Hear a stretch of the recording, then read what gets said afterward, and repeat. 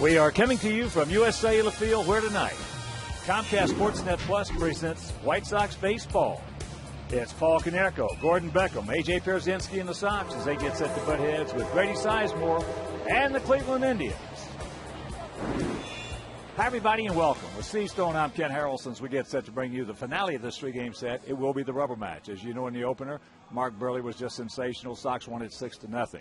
Then last night, Sox let one get away. Had a 3-0 lead. Indians came back, tied it up, and then went ahead. They won it 5-3. So tonight, trying to take the rubber match of this three-game set, a couple of big right-handers out there. There's some 6'6" right-handers going head-to-head. Now, one has been a lifetime starter. The other has been in and out of the bullpen. Justin Masterson for the Indians. Last year, 1-7 as a starter with Cleveland. He came over from Boston in the Victor Martinez trade. Gavin Floyd, who's been a lifetime starter, has thrown the ball very well at times, was 11-11 last year. He's looking for a big year this year, and to do that, he's got to get the curveball over the plate early. It's a cool night tonight. It's going to be a test for Gavin, and this is the rubber game of the series. We're only a half game out. All right, sit back, relax, and strap it down, because White Sox baseball coming your way.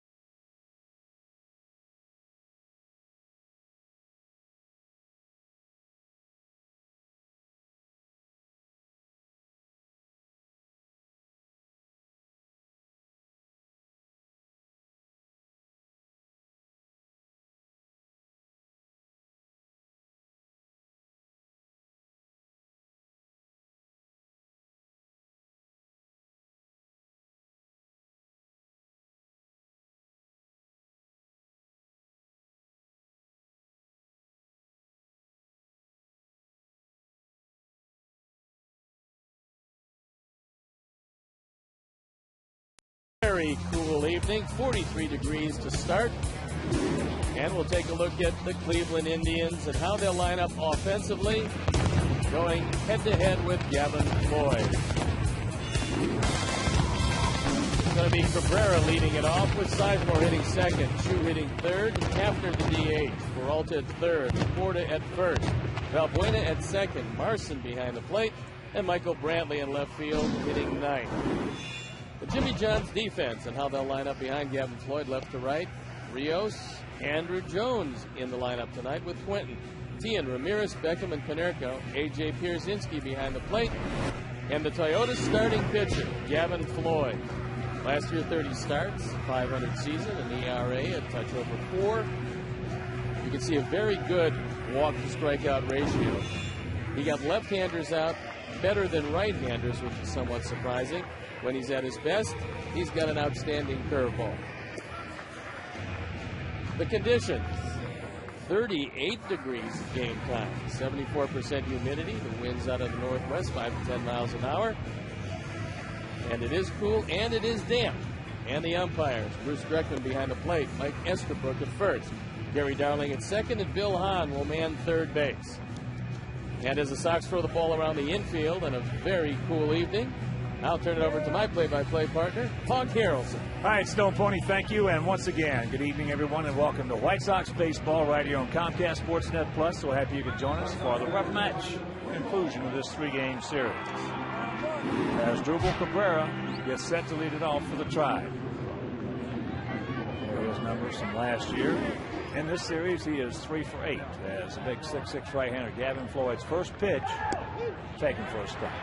One of the keys to the game tonight is to make sure that the top 3 don't get on too often, because all of them run well. And Gavin is susceptible to the stolen base. That pitch misses in the count 1-1.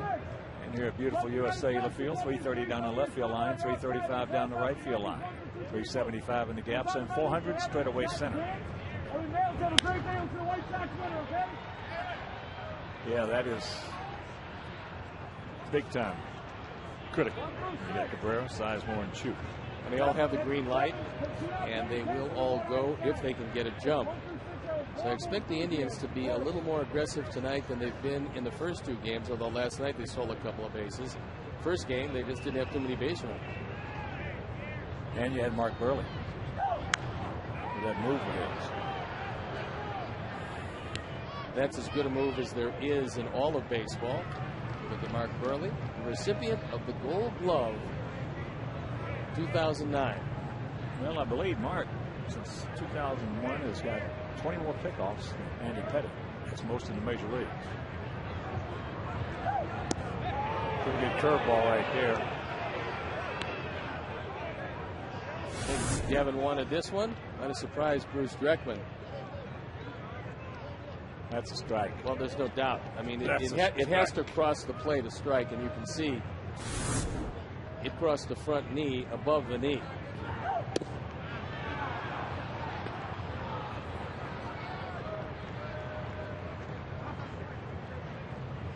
So a full count.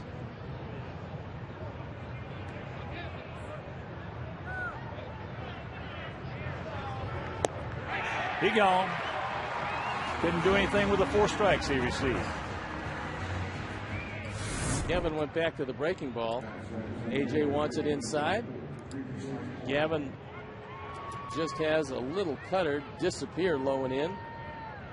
And Cabrera goes down on strikes. A very promising way to start this one. We'll bring up Grady Sizemore. 1 for 9 in the series. Took that 1 hit last night. Soft single in the right field, knocked in a pair of runs. Down by us at least.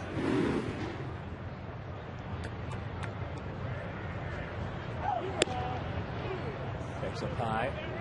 All right, guys, you guys ready for anything?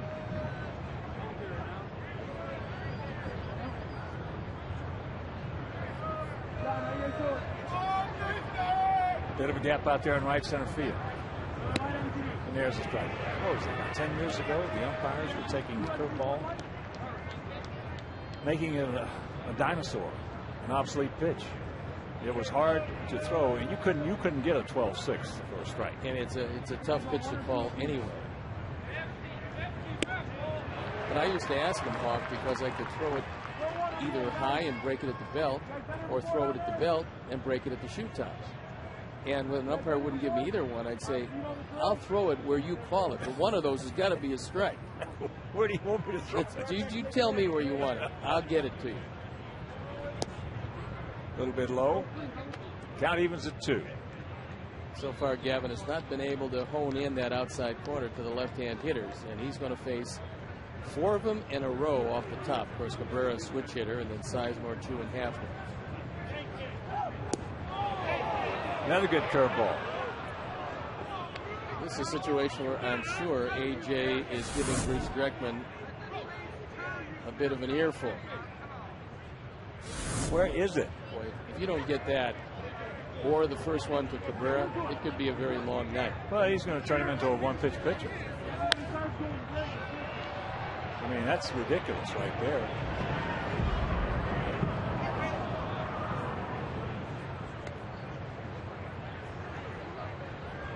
He misses another one. You can bet Don Cooper's going to give him an earful.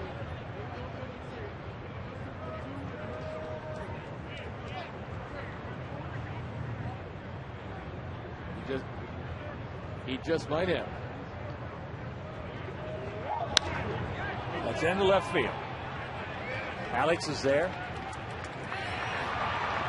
2 down. Pretty good defensive outfield that the White Sox will trot out there tonight. Juan Pierre is a DH. This is what Ozzie said. If he's going to play Jones, he's going to play him in his most familiar position, which is center field.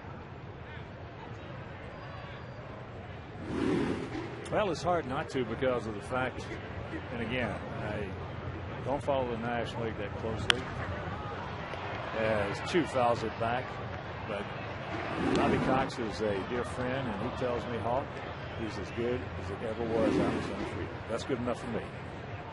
He always played a lot more shallow than he's playing now, and that's probably the one concession to being 32 years old. But he can still go get him. We saw that in spring training.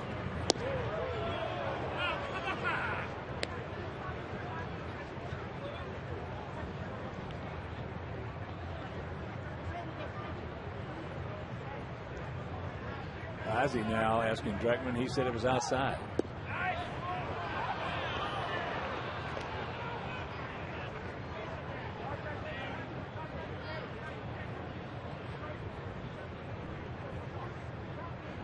Ozzie's kidding himself. He threw up his hands. 2-2. That's a place that you can't handle it. Very few left-handers can, and that's just about chin high and up out over the plate. They can't lay off and they can't handle it.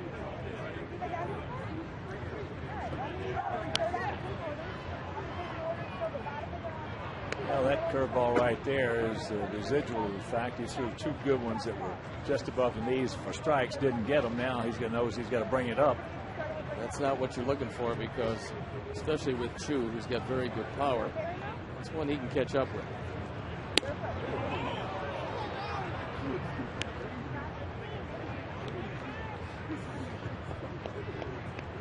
Well, as long as he's got the same strike zone for a Masterson. The difference is Masterson has a slider and no curveball.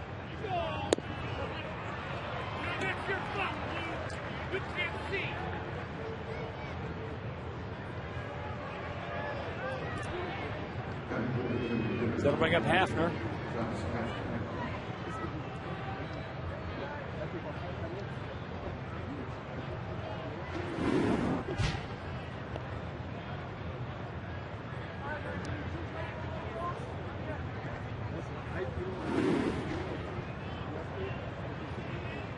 Hafner 1 for 8 in the series, 1 for 8 lifetime against Gavin Floyd. Softly hit. So in that inning, Gavin Floyd had to throw about 6 or 7 extra pitches. Meanwhile, after a half inning of play, it's 5-0, and the good guys coming to bat.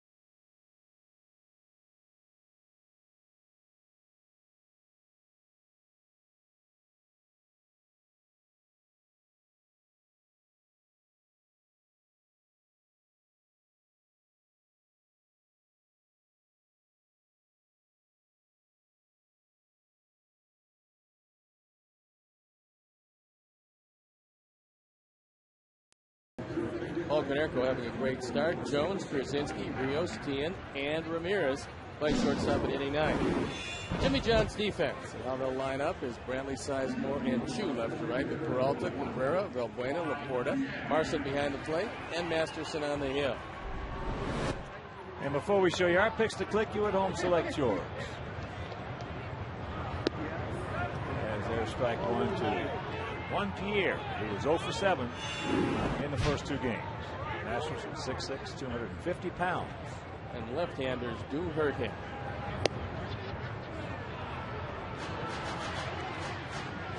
He's got a change. He has a pretty good fastball and a slider. And in Boston, they viewed him as a pretty good pencil.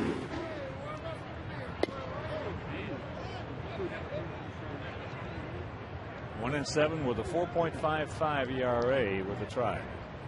But the Indians see a 6'6", 250-pounder and think perhaps he can give them the durability as a starter. Chopper, he's got time. 1 out. So right now let's check out our picks to click. Jim Angiar directing the crew with Rios. Stone Pony's going with A.J. Pierzynski and Terry Handel. Mike Williams, all the great folks at the Bowling Book, and I'm going to go with Andrew Jones.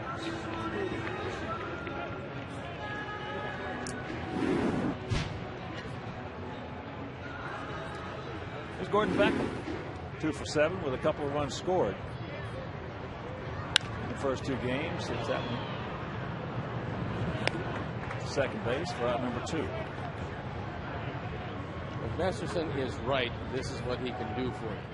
And that is throw some good heavy sinkers and get a lot of ground balls.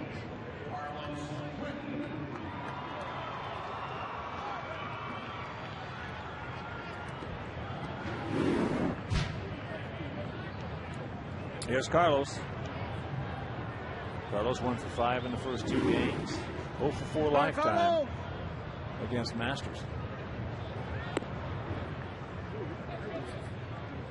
Gap out there in right center.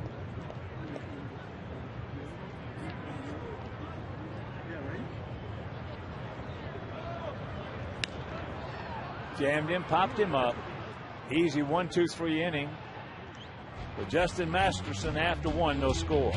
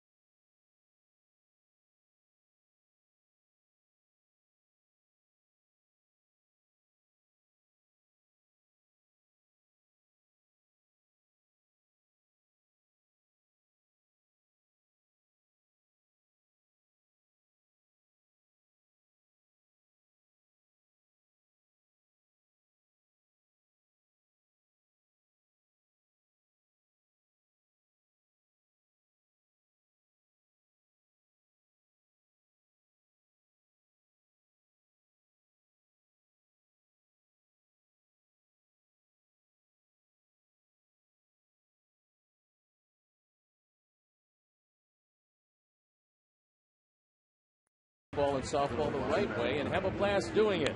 With over 150 White Sox training centers, there's sure to be one close to you. Find a camp near you at bullsoxacademy.com or call 630-PLAY-BALL. Johnny Peralta will lead it off here in the top of the 2nd inning. It'll be Peralta, Laporta, and Valbuena. Some pretty decent young hitters on this Indian team, and Chris was talking to Manny Active, new manager, about a bit of a rebuilding problem in Cleveland. He's trying to come back, but it won't get there. He said, "You obviously don't know where I came from, but I started with the Washington Nationals." He said, when I look out there, they look like the 27 Yankees compared to the team that I took over in Washington. Oh, boy. So he's got some pretty decent players. That's a dangerous offense. Cleveland is a dangerous offense. I believe that because put it perfectly when you said that's a pretty good young offensive group. And a lot of speed to it. 0-2. Peralta 1 for 6 in the series. 7 for 17 lifetime against Gavin. That was 7 hits, 2 homers.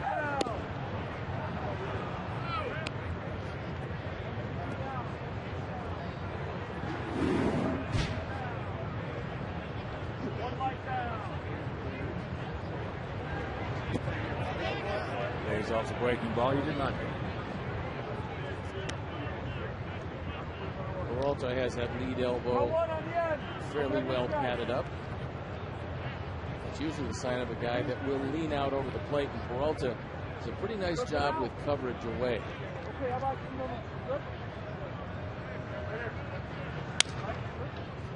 Softly hit, Tia.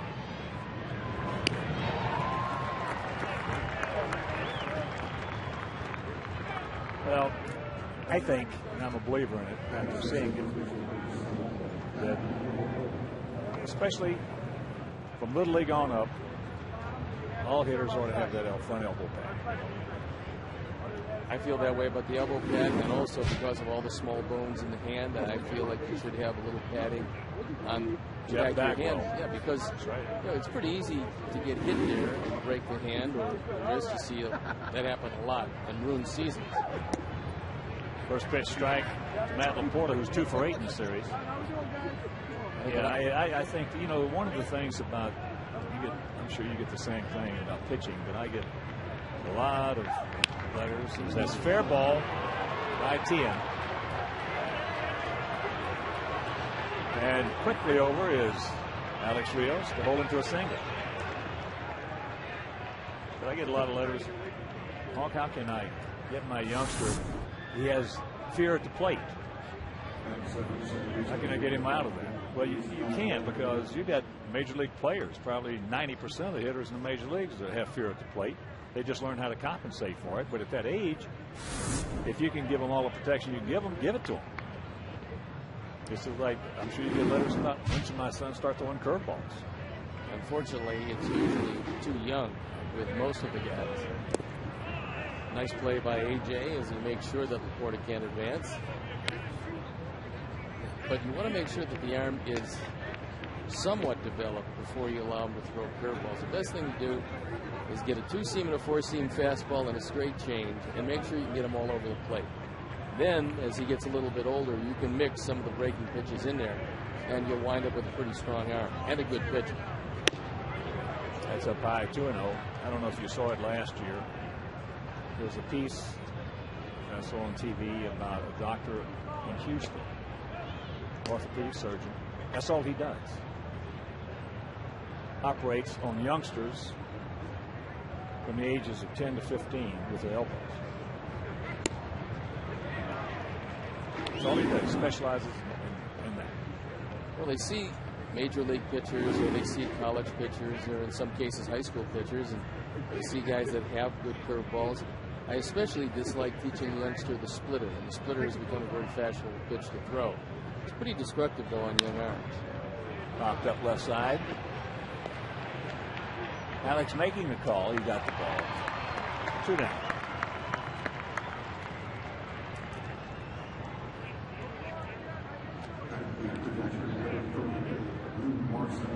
Marson was the guy that hit the one hopper that caromed off the shin of Mark Burley. Fortunately, Burley, going over into foul territory, avoided Marson, and then got the baseball and made one of the great plays you'll ever see. Burley with Johnny Danks on the right of your screen. Johnny will be on the bump tomorrow night against Francisco Liriano. And the Minnesota Twins come to town for that 3-game weekend series.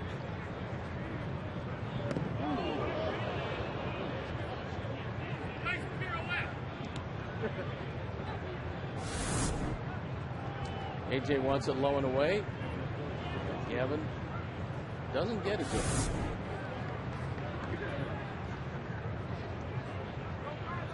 Larson came over from Philadelphia in the Cliff Lee deal.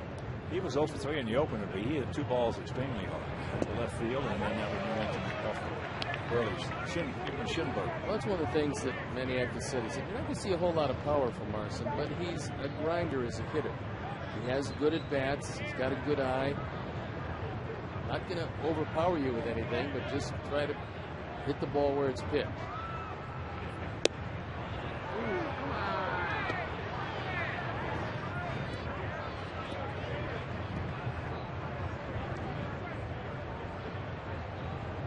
Two out, 2-1 to count.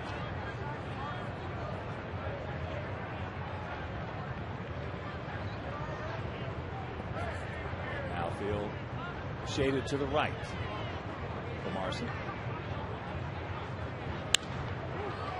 And that ball into left. That'll do it. It was a hit, no errors, 1 left. And after an inning and a half, not up.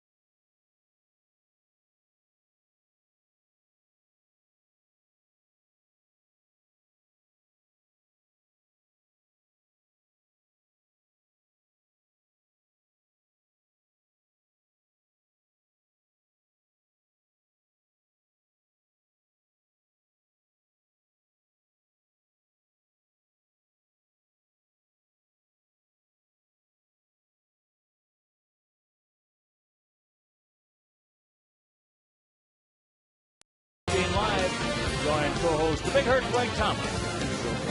Garfine, our Chuck Duck. Garfine and Bill Melton bring you all the highlights and expert analysis. Plus, listen in on Ozzie Guillen's post-game remarks. USA and the White Sox post-game live immediately following the game right here on Comcast Sportsnet, fans' best friend. Konerko, Jones, and Pierzynski.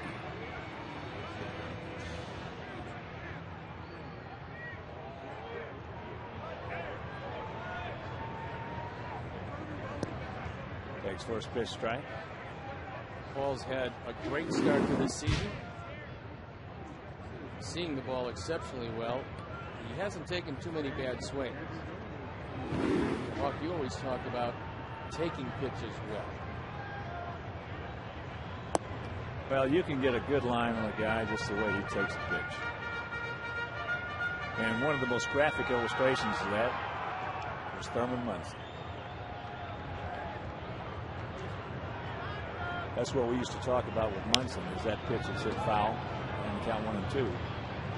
But Munson took the first pitch and he just stood there and watched it all the way to the catcher. You're in trouble. But if he took it and that left shoulder flew just a little bit, you could get it. He was a tremendous clutch hitter. Oh, big time. Big time. I think if you took a poll of all the guys, and I was one of the guys that pitched against him in that era of the Yankee team, you talked about Reggie Jackson as the straw that stirred the drink. Well, no. You talked to pitchers about the one guy they didn't want to face in the clutch situation. It was Thurman Munson. Well, Reggie was third in that pecking order. That's a ground ball right side. Reporter will take it. With our guys, it was Munson first, Piniella second, and then Reggie. It's the Comcast high-defining moment, and it's all about Paul Konerko and his start. On Monday, Jake Westbrook felt the wrath of Paul Konerko as he went opposite way, and last night, it was Fausto Carmona who gave up one hit, and that was it. Two-run homer. At the time, it made the score 3-0. That's the high-defining moment from Comcast.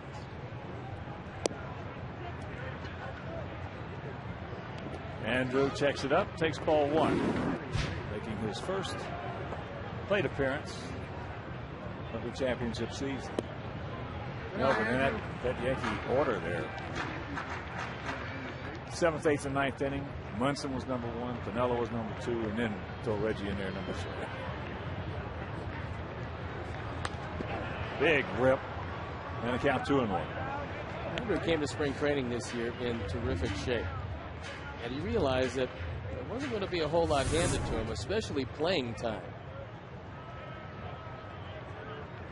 He got hit by that one.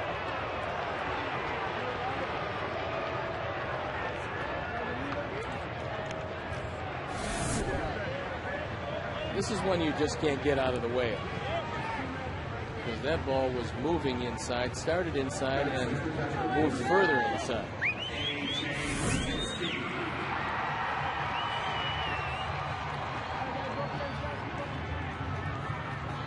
This is a very good middle infield with Cabrera and Valbuena. Both of those guys can go get it, and both can really turn it. And there's a base hit. So Andrew's going to make the turn. AJ, a big turnaround first. He'll get back in on a nice throw in from the outfield. 1 out, runners at the corners. That's one of the reasons why left-handers have been so tough on Masterson, is because when you throw from the side, the left-hander just sees the ball a whole lot longer. There's not much deception from a side-wheeling right-hander to a left-hand hitter. And Masterson got the ball up. AJ lined it into the gap. And the Sox are going to go from first to third most of the time, but especially they're going to have to be proven by Grady Sizemore that he can still throw. Alex takes first pitch strike. He's 1 for 6, but that certainly is no indication of how hard he has hit the ball in the first 2 games.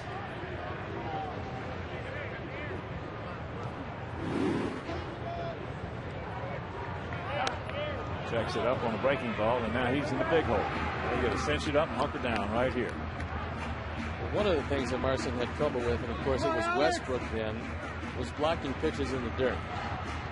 Westbrook threw a bunch of them in the dirt, and Marson had his difficulties.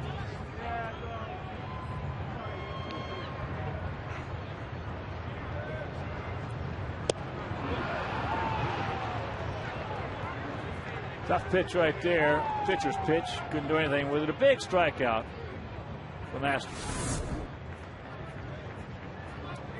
This one out of the zone. Rios could not check his swing. So it's up to Martin now. Looking for his first hit in the White Sox uniform. Suicide. 0 for 5 through the first 2.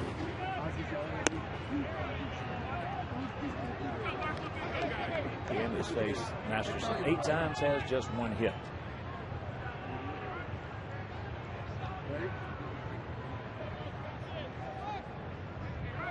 Anytime. Pitcher's over there. Gap out there in right center. And he's got the catbird seat.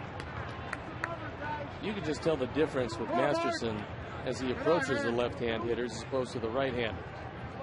He's much less aggressive as far as the strike zone is concerned when he's facing a lefty.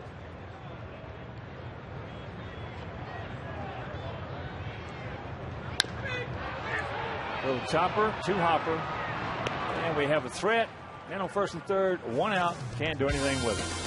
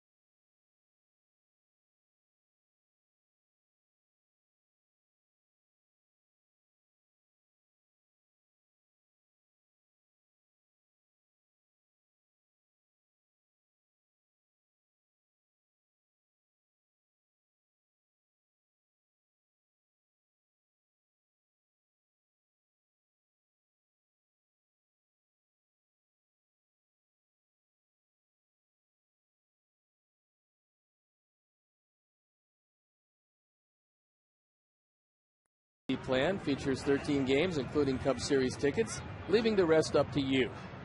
Prices vary depending on selected seat category and game choices. For details, visit whitesox.com or call 312-674-1000. Michael Brantley, the left fielder, 2 for 7 in the series, will lead it off.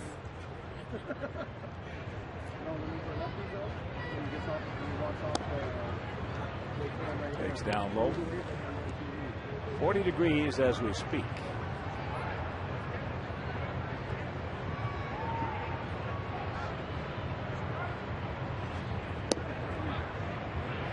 And the count 2-0. Got the ball. That's one thing that Brantley hasn't done a lot of, but if you have speed like he has, you certainly want him in at both corners, and he's got to show more bunts to be able to do that. Come back and get him. They'll lead off walks.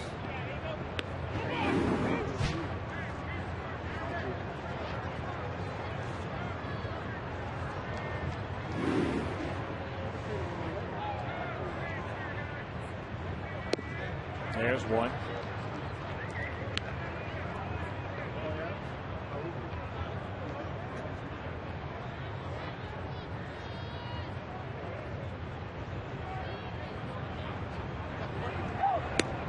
And a full count. Well, between the Indians and Columbus last year, we stole 50 bases and 59 attempts.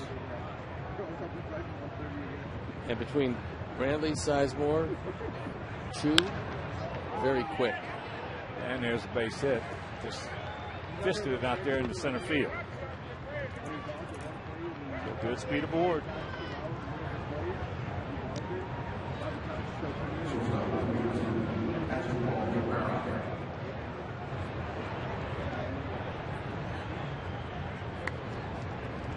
Got a world of choices if you're Manny Acta, because you got a very fast runner at first and a guy who can make some contact at the plate. As Drupal Cabrera struck out on a 3-2 breaking ball.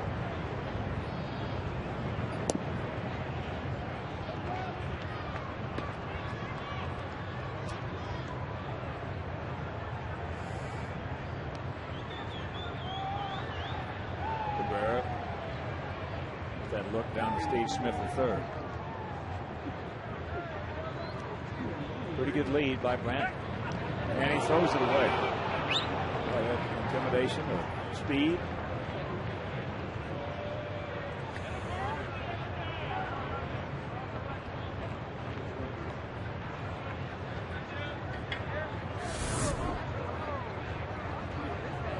This one into the runner, bounces off Brantley and into the seats.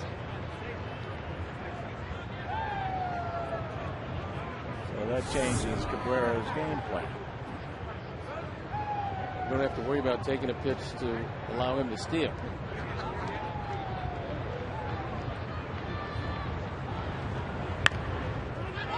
He's going to take the chalk route, which for us, I like that.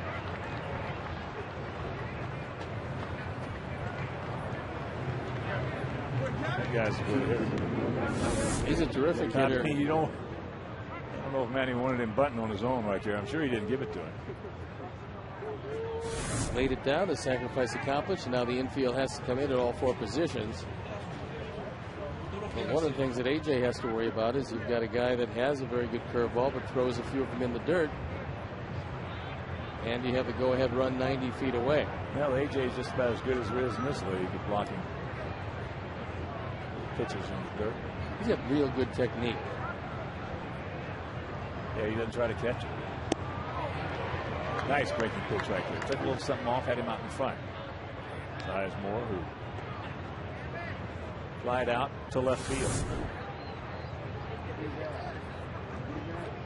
He was looking fastball all the way, didn't get it, and was well out in front.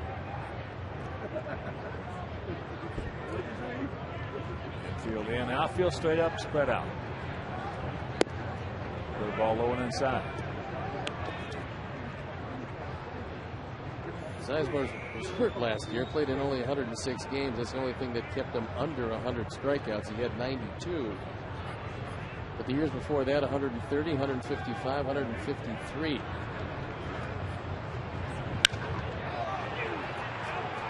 It is 1-0 Cleveland.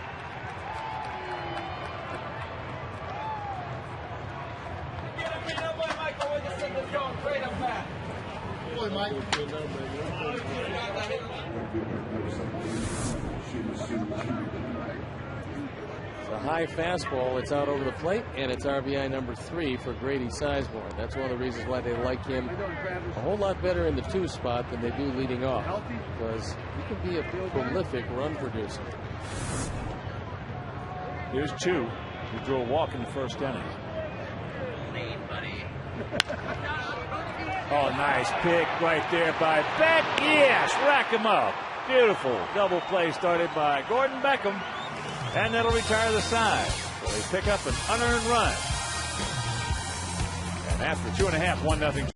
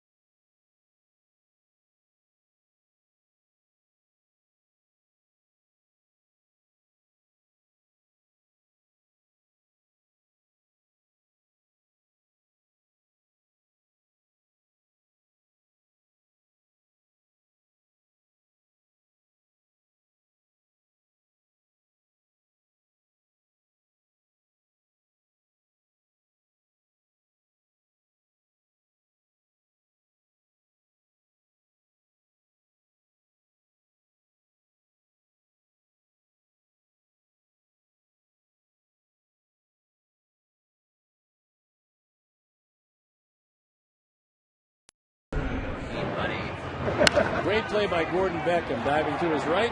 It's easy after that, and it's a 4-6-3.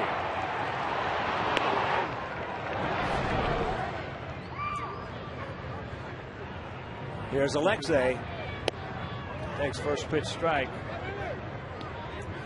Alexei looking for his first hit. He's 0 for 6. Alexei has faced Masterson 7 times, has 1 hit.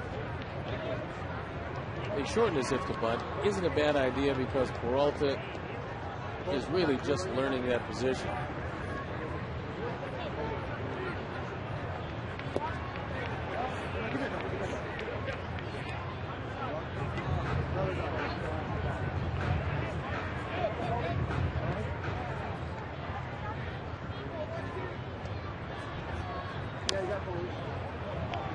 Just a little roller right there, fouled away by Ramirez.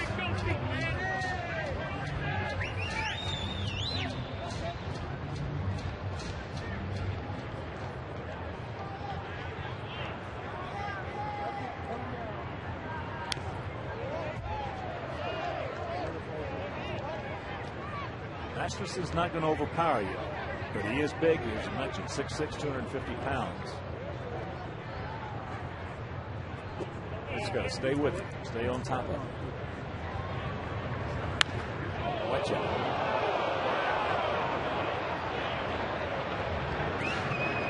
The Indians don't really know just exactly what the tail end of that starting rotation is going to be. But because they view their bullpen as a strength, they can afford to give Masterson a little time and see if he can face guys 3 and 4 times and still get them out.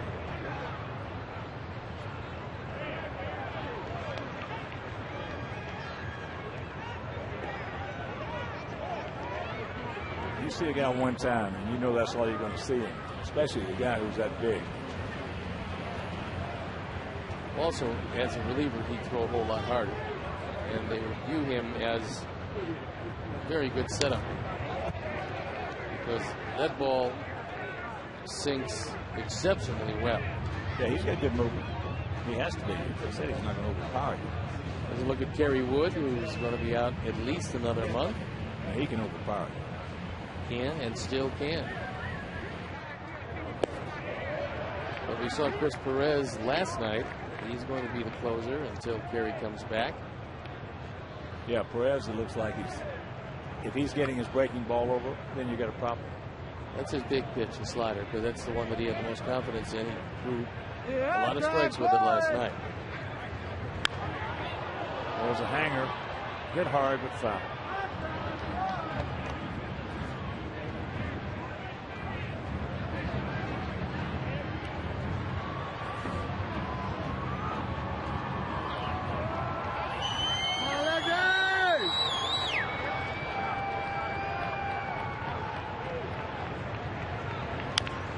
And another foul ball. Alexei working him out.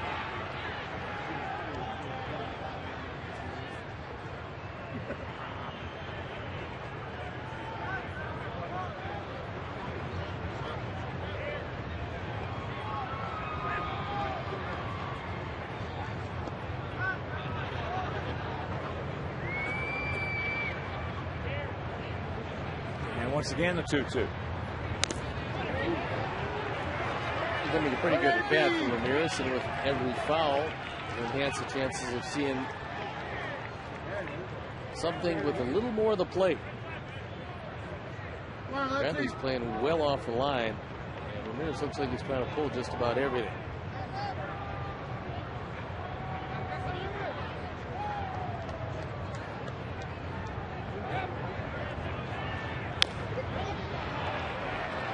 And another one.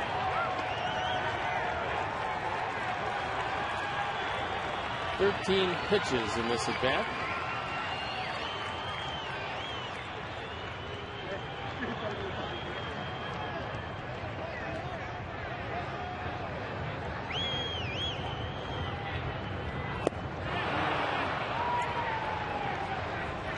One out.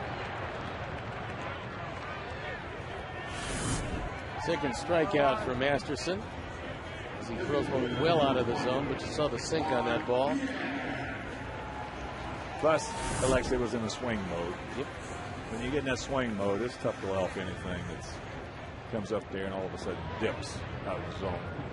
As here is Juan Pierre. With a high chopper back to Masterson. Like Marson wanted that pitch.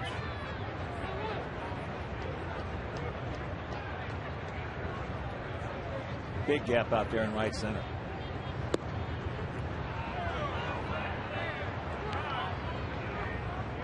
Hang in there, Juan. That time 301 hitter, still looking for his first hit. He's 0 for 8. Brady Sizemore awfully deep in center. Top of 2 hopping.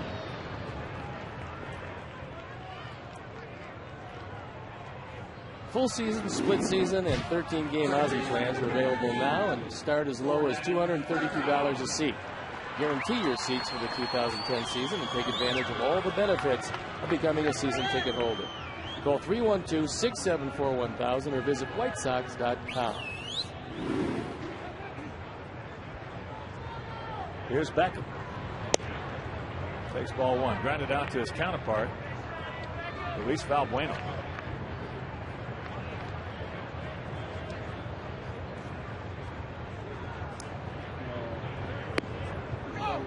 And that evens the count.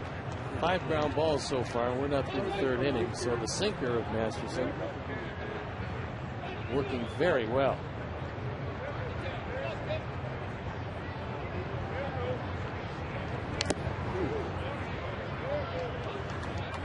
I mentioned last inning, you got to stay with him. Stay on top of him. The right-handed hitters especially, if you give at all with that movement, that ball has got to be from the middle in. If it's from middle out at all, you got no chance on it. And there he inside outs it. Well, that's what will eventually make him one of the tougher outs in the league, I believe, is his ability to take it inside pitch and drive it into right field. That's a beautiful inside-out swing. Just takes it right over the head of Laporta. He keeps the inning alive.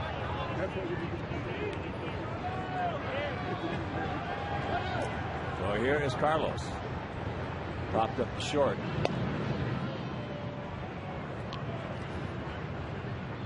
Come on, Carlos!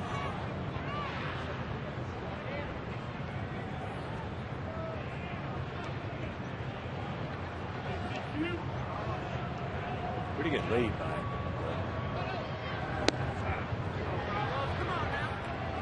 0-1 the count.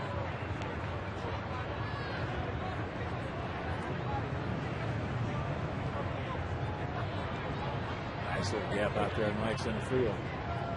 What lead that Beckham's got. Carlos can hit it. This game will be tied.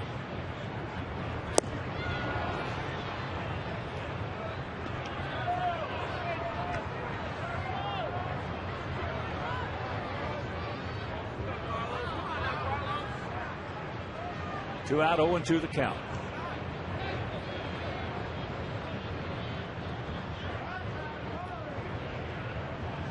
See if Ozzie wants to bail out Carlos right here. There he goes. He was trying to bail him out. Meanwhile, he strikes him out. And we'll go to the fourth.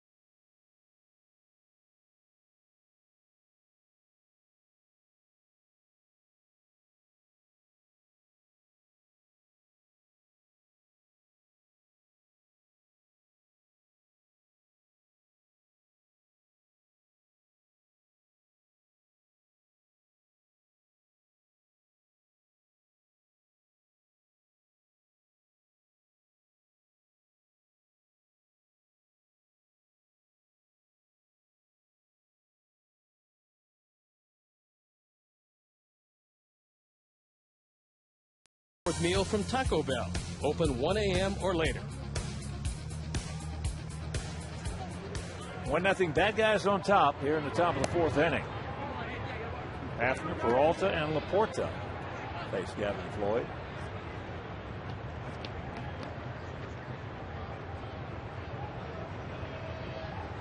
Hafner grounded out softly to Beckham. Turns that one loose all over just underneath it. The ground ball that he hit in the first inning was the first ground ball he's hit in the series. He does have a classic home run hitter's uppercut swing.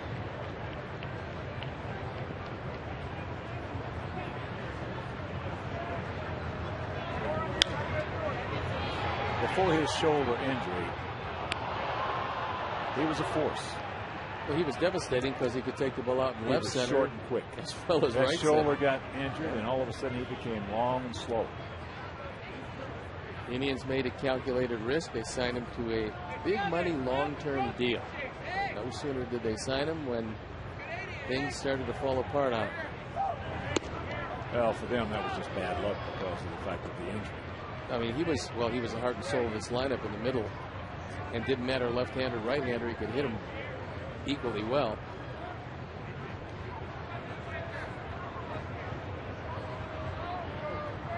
Two-two pitch. He gone. Let's take a look at our AT&T trivia question. Who was the only All-Star representative in Seattle Pilots history? Marty Patton. I remember Marty Patton. About your size. Gutsy guy. Marty was about 6 inches quicker than he looked. He was a little sneaky, a little quick slider, decent breaking ball. They became, I believe, the Milwaukee Brewers, didn't they? Yeah. Seattle Pilots. Yeah.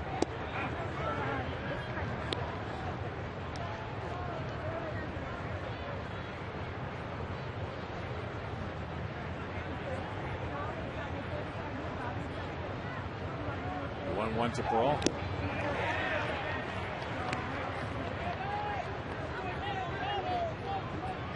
One of the things that Gavin has learned as he's gotten a little bit older, and to intimate that he is an older pitcher, he's learned how to cut the ball, which is a nice combination with his good curveball.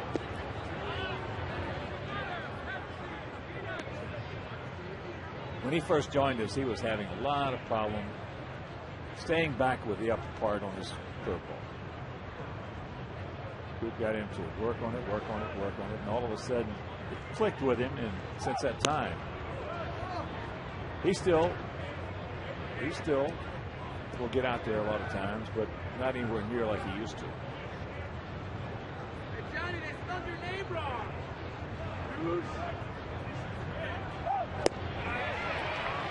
He gone. That's the kind of confidence he has in his breaking ball. Throws a 3-2 to a pretty good hitter in Peralta, and it just disappears. Yeah, he tightens up the tilt on it a little bit on 3-2, but still. So here's Laporta. He bounced one right down the third base line. Rios quickly got it over and held it to a single.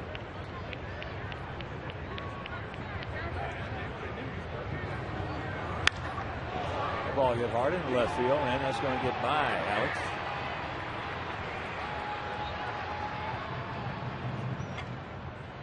So the 2-out double.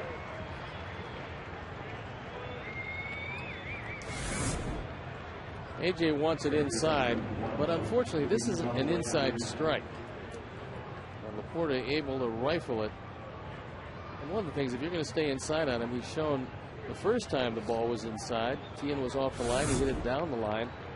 This time he went inside for a strike, and he also pulled it for a 2-base hit. So Laporta's had a good series. Yes, he has.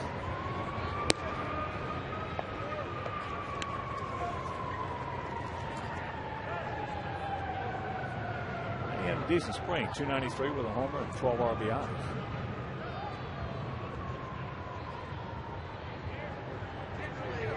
Tough little cookie right here. Well, that was a makeup. I mean, that wasn't near as good as the first couple he threw in the first inning. That time Valbuena thought, wow, that's up there and out there. The 0-2.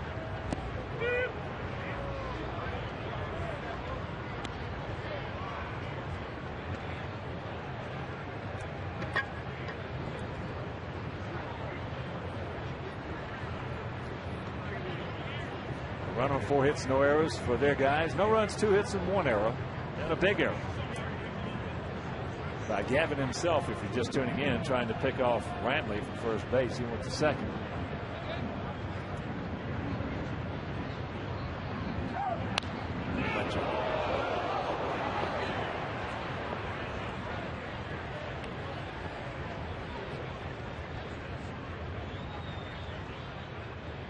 We saw in last night's game that Valbuena has problems with the high fastball. And after that breaking ball on the inner portion, the high fastball at 1-2 might just get the job done.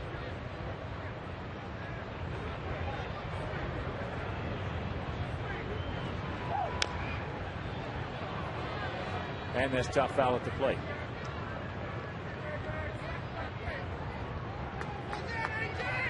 Last year when we saw him,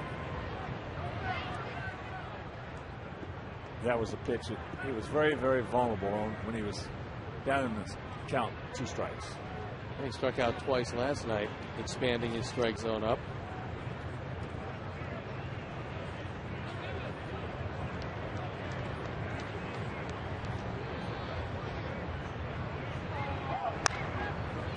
And that's tough foul. Well, Luis, 368 at bats last year, 10 homers, knocked in 31. He had 83 strikeouts. So he was either hard high or slow low guy. It's true. Either one probably get the job done here.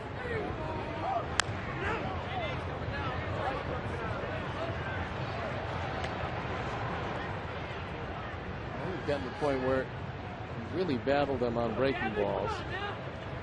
Go back to that high heat.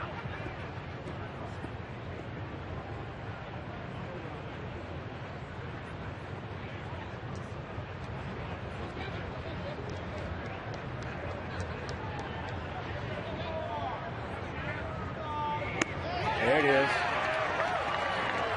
Strikes out the side. Fans won at second. After 3.5, still 1-0 Cleveland.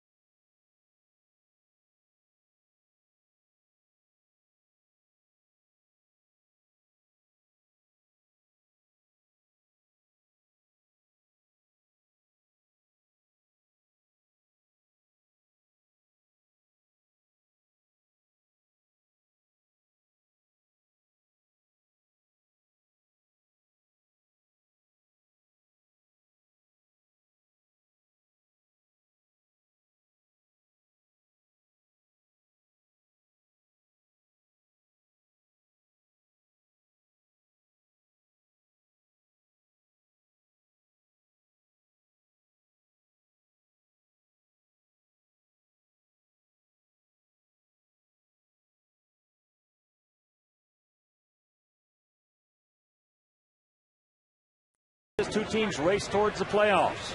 At 7 on Comcast Sportsnet, the Bulls looking to keep their postseason hopes alive as they take on the Nets in New Jersey. And at 7:30 on Comcast Sportsnet Plus, the Blackhawks try to blast the Avalanche on a crusade for the #1 spot in the West. There's another huge night of action beginning Friday at 7, right here on Comcast Sportsnet, fans' best friend.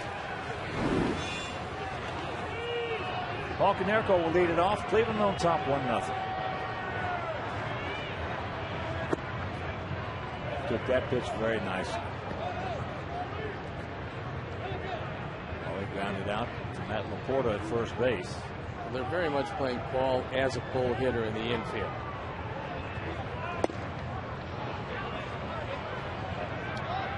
One and 1 to count. With Peralta over toward the line. And Cabrera pretty much giving up the entire middle to Konerko.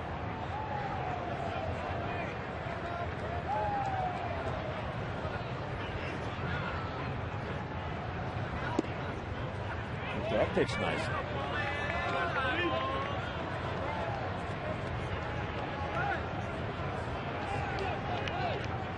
Andrew Jones on deck. And count 3-1. Don't help him out. You got the catcher.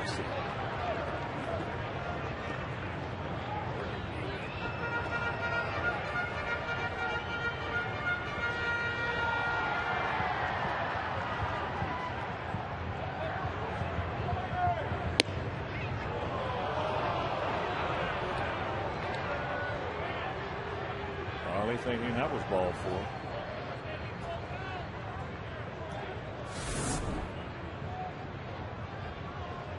Right there. Belt high fastball. Belt high. Right there. Ball 4, base hit right here, Paulie.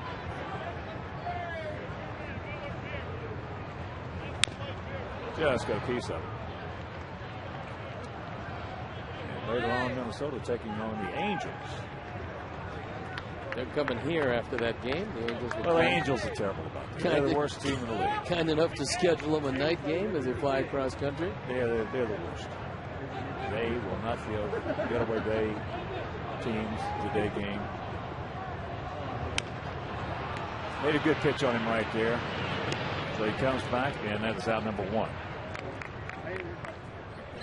Our AT&T trivia question was, who's the only All-Star representative in Seattle Pilots history? And the answer, Mike Hegan, who was sitting over in the radio booth with Tom Hamilton. There's a look at Mike.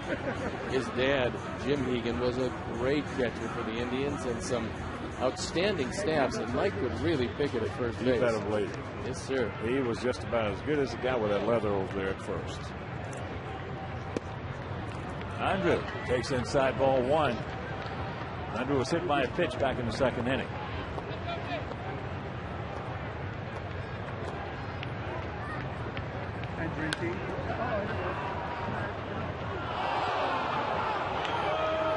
So the count evens at 1.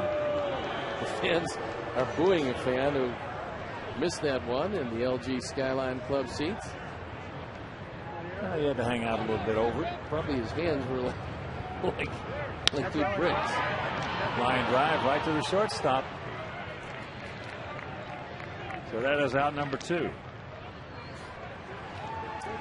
Yeah, but the Angels and Baltimore have been bad about that too. They will not give you a day game on getaway day most of the time.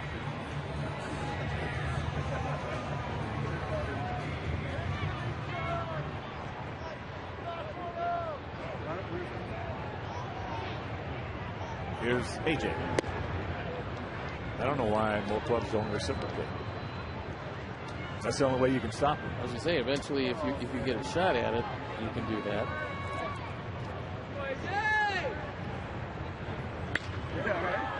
Broken bat, and that'll retire the side. A 1-2-3 inning for Justin Masterson.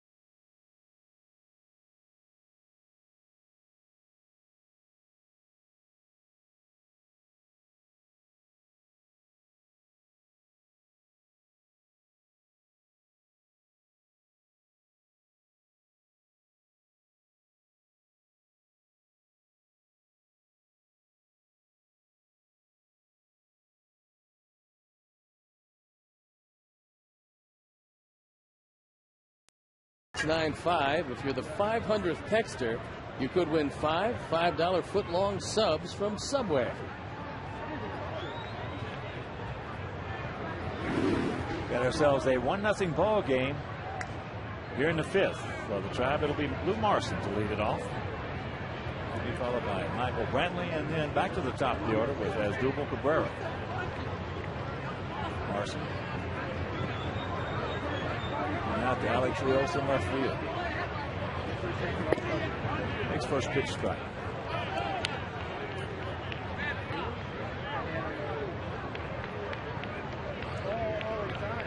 Outfield around to the right, gap out there in left center. Good ball low and away.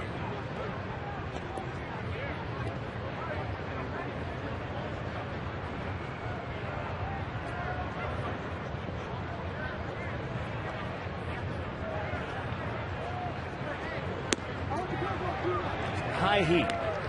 And count 1-2.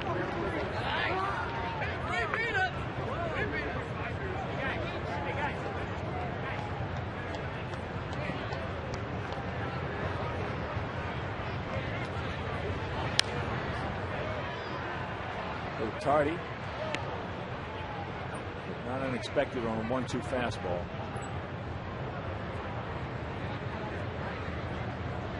Gavin about to deliver his 75th pitch. Isn't a bad total at the top of the 5th. He gone.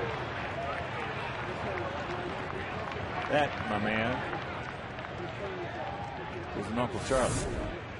You're going to have to make a living on guys that throw this kind of curveball to a right-hand hitter. You're going to be making the minimum for a while. Well, that thing is just don't swing. True. What are you going to do? I took that philosophy, which is why I walked back to the bench a lot. Well, you had a lot of experience because you threw a lot of them like that. So here's Michael Brantley, son of Mickey Brantley. Used to play for Seattle. Wow. Coaching staff, Blue Jays.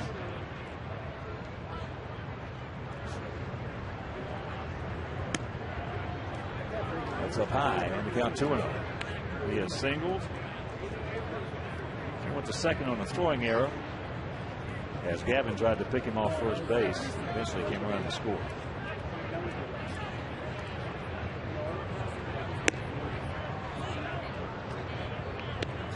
Come back and get it. This is what happened last time. 3-0, got the 3-2, and he singled up the middle. This would be the last guy you want to put on base because he is going to run.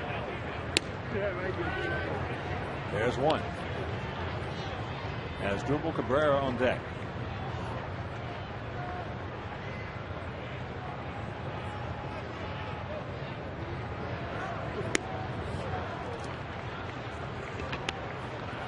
Second walk issued by Floyd.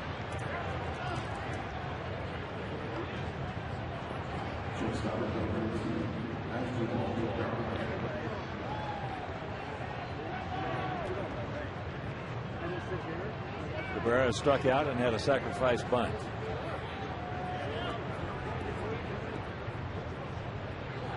Size for your deuce.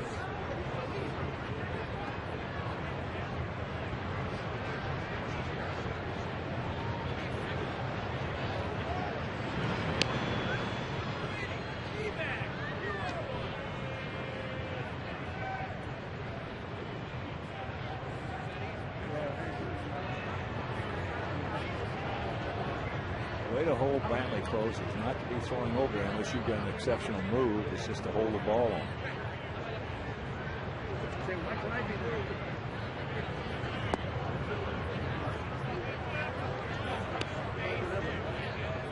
As big as Gavin is, he doesn't have real quick feet, so that's not a great move to first base.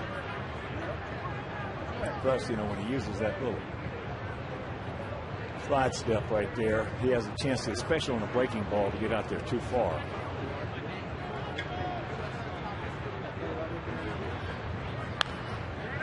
And it's just foul.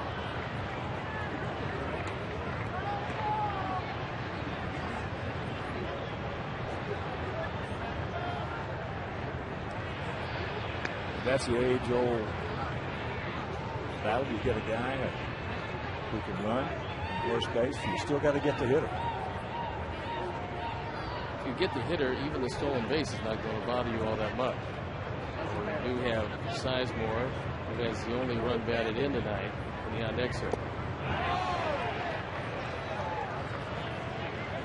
1-2 the count. The 24-year-old switch hitting shortstop. Maybe a curveball. I think a slider though. Minnesota Twins, as we talked about, will be getting in wee hours of the morning. Be a shame if that one went 12 or 15. Well, 15 to 16. The ball into left field. Alex is there. 2 down. But the mayor, their bus is going to be catching the morning traffic. Visit the official online shop of the Chicago White Sox. Browse the largest selection of official gear, including the latest apparel, nostalgic memorabilia, and authentic classics for the whole family. To get your gear, shop at www.whitesox.com.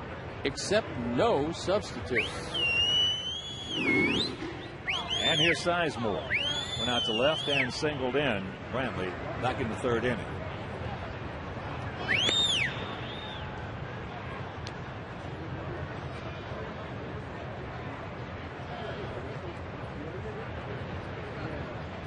This wouldn't be a bad time for a pitch out.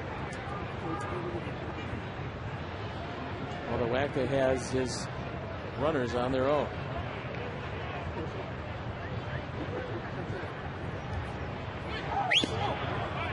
Told you slider. Fake break at first base doesn't do much for a base runner, because if you fake off first, then you're stationary when the ball crosses the plate. You might as well stay there and then have your momentum going towards second.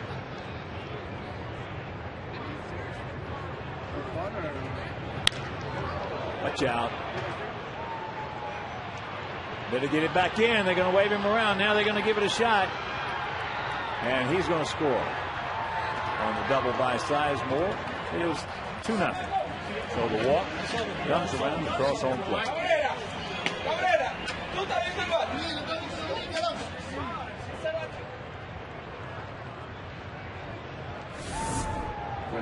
This is exactly how Manny Acton drew it up when he put Sizemore in the 2 spot. He breaks his bat and still hits it hard enough to hit it into the gap. Jones can't get to it quickly enough, and Brantley with great speed cuts the bag well. Smith says go get him. Get him he does. Give you $100 if you just Chu takes ball 1. Chu has walked, and then he scalded one with Sizemore on first back in the 3rd. And Gordon Beckham made a terrific play to start the double play. Can't even hit that one.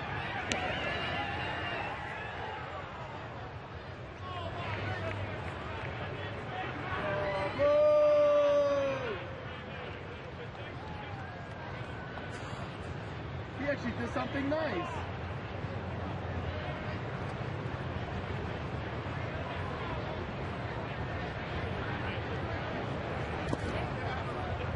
Nice block by AJ.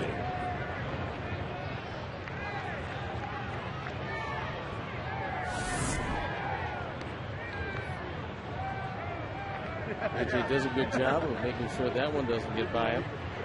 Sizemore at second.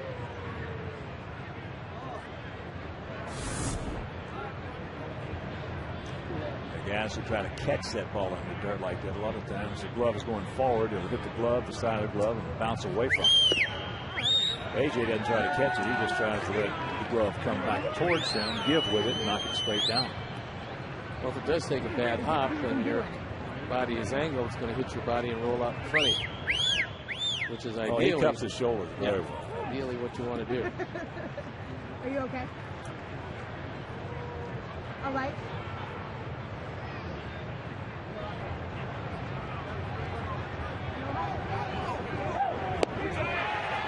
He gone, but the walk, the double, we're halfway home, trailing 2-0.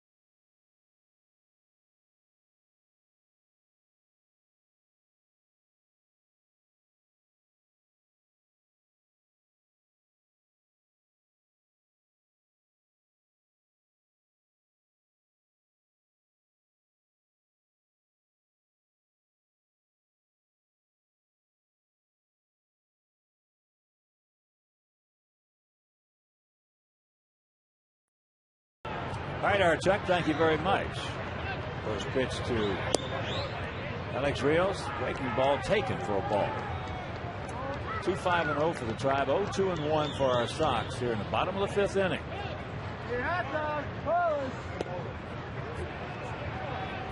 1-1 the count.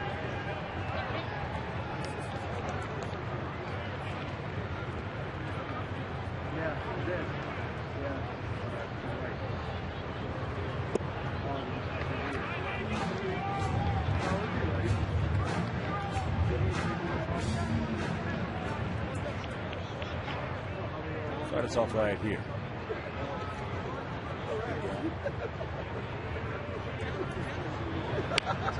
Checks it up on a breaking ball.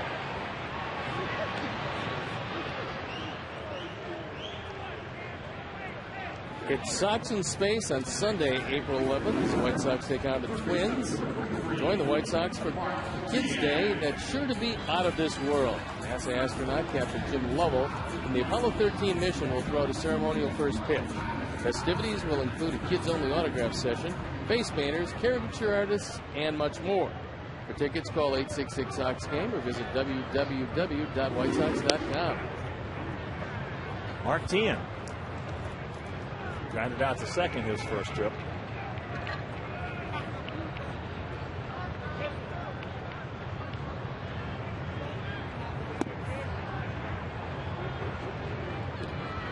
Chases that sinker, can't do anything with it, in the count evens.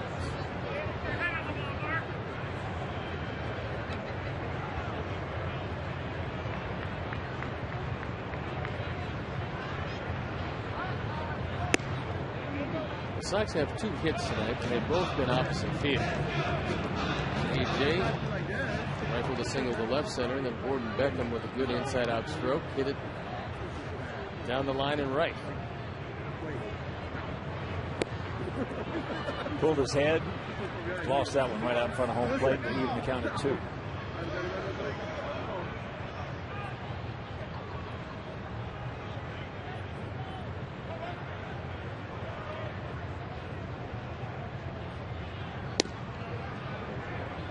Good eye, good take, full count.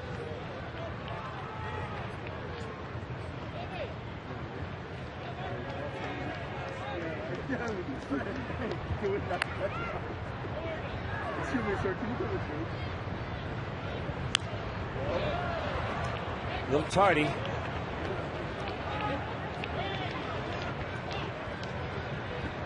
Masterson has hit one man tonight. Hasn't walked anybody yet. All 4 base hit right here. Starting marking. And that's ball 4.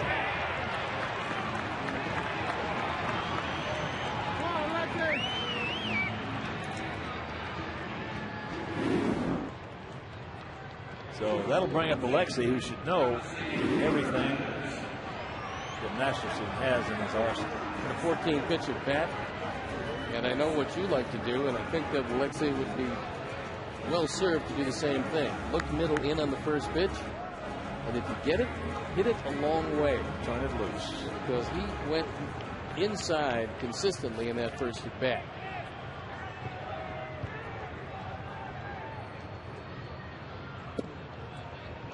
Too far.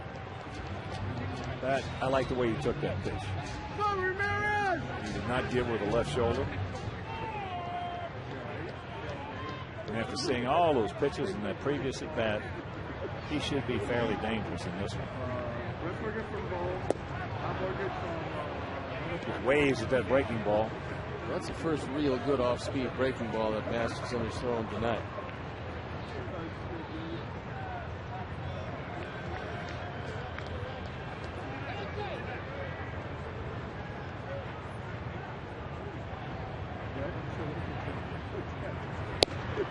Fastball outside. That's one of that breaking ball. He just waved that right there. That's one when you're looking fastball, you see the breaking ball coming. He took something off of it, and it's just like a give up swing. Come on, Ramirez! Can't stop yourself.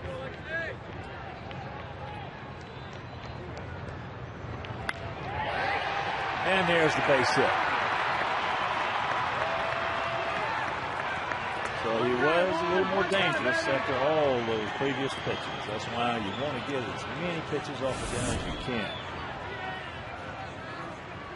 Well, this one didn't get inside, and when a sinker bowler gets the ball up, that's for him the trouble spot.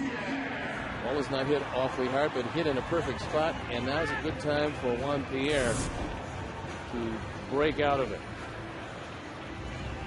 Money's due. He's 0 for 2, 0 for 9 in the series.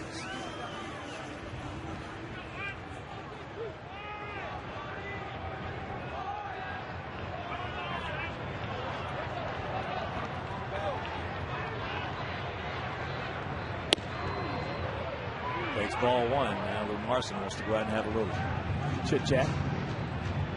We can bet that Tim Belcher had a long conversation with both of these guys. Masterson's a young pitcher. Marson in his first year as a catcher in the major leagues. And so, young pitcher, young catcher, you know they're getting some help from that man there who was a terrific pitcher in his own right. And now he's taken over as a pitching coach of the Indians.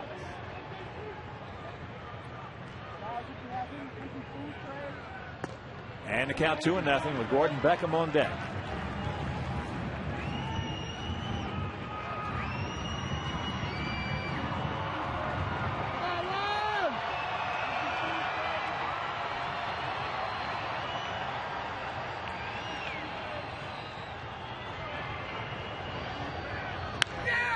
And that's just foul. Dadgummit. Juan was looking fastball all the way, got the one he wanted, and just missed down the right field line. You see Laporta well off the line. That ball 3-4 feet foul. Hit hard. Unfortunately, the wrong side of the line.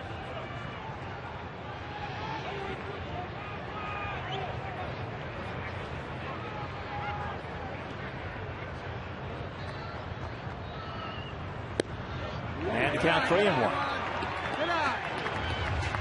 Once again, don't help him out.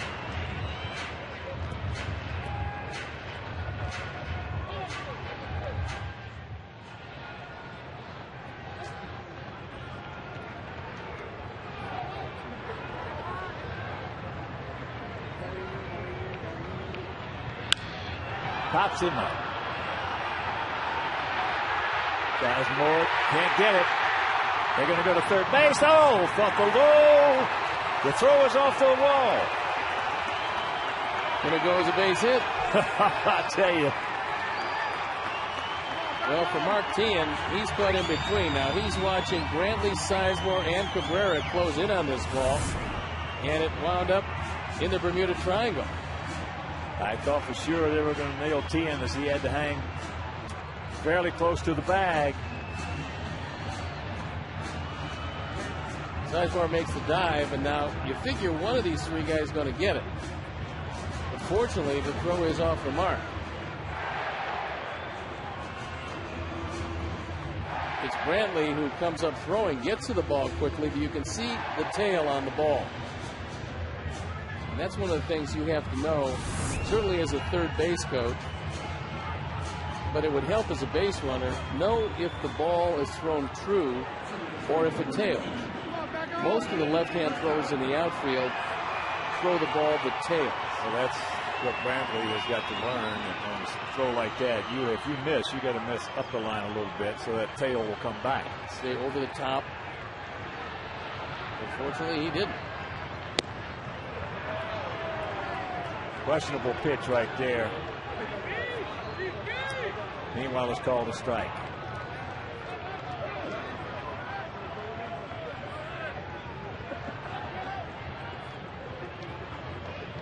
This is the second real good opportunity to score against Masterson. And that's chop foul. Now, got to cinch it up and hunker down right here, 15.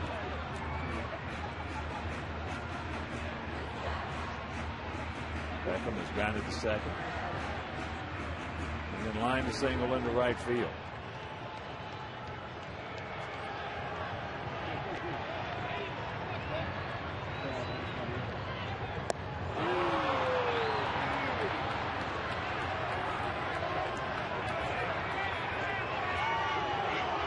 Carlos!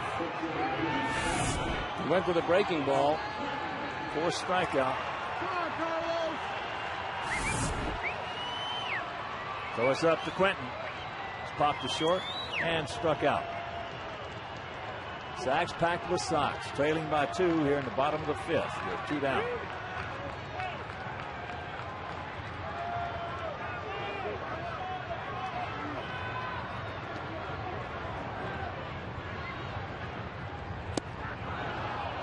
Carlos is not seeing the ball on the outer portion of the plate, and for the most part, that's where Masterson's staying against him. Wait for your pitch!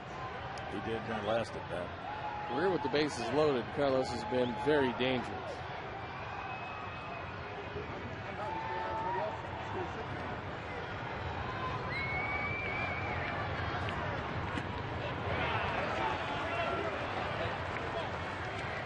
Yeah, he's just not staying back. He's out there. Too quick, Carlos is. Let me check your swing up on a pitch that far, blowing away. You're just way out there too quick.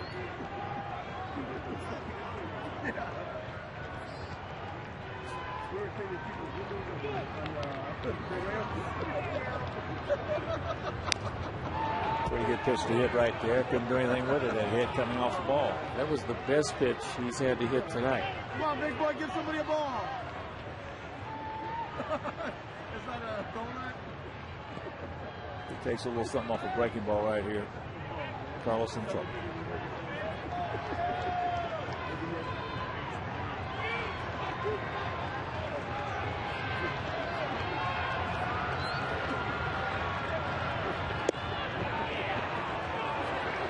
Fastball inside.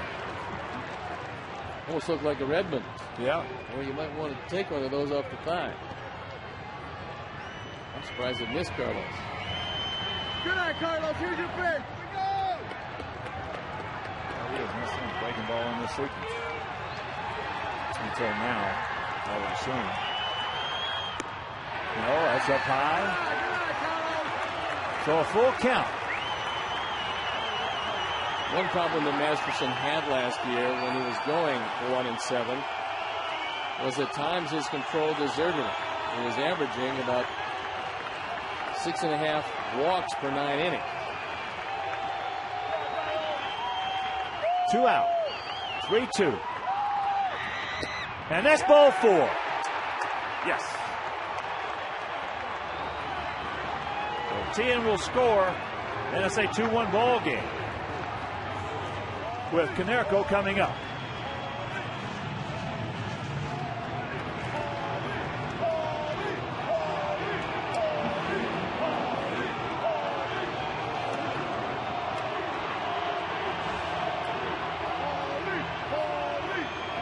Paulie is grounded to first, and he is grounded back to Masterson.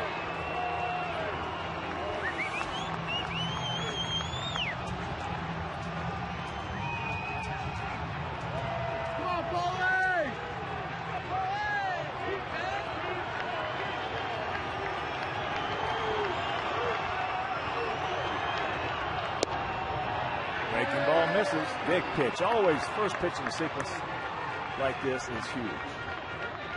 Well, we're looking at the third time around, and that a lot of times what separates guys who are going to be decent starters from guys who should probably be relieved.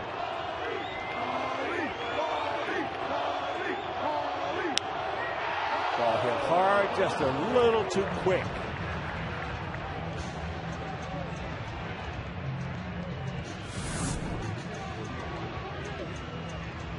Lexi jumping into fair territory. Wise choice getting out of the way of that one. Pretty good speed on the bases. And as deep as the outfield is on a base hit, they're not going to be able to throw out Juan Pierre at the plate. Big pitch right here, the 1-1.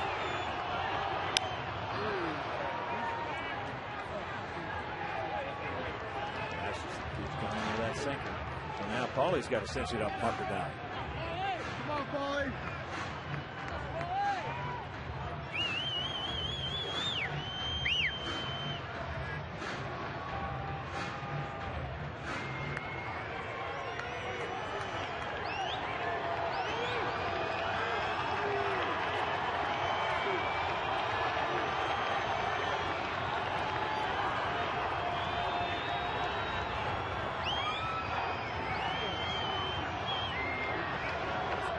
away, 14.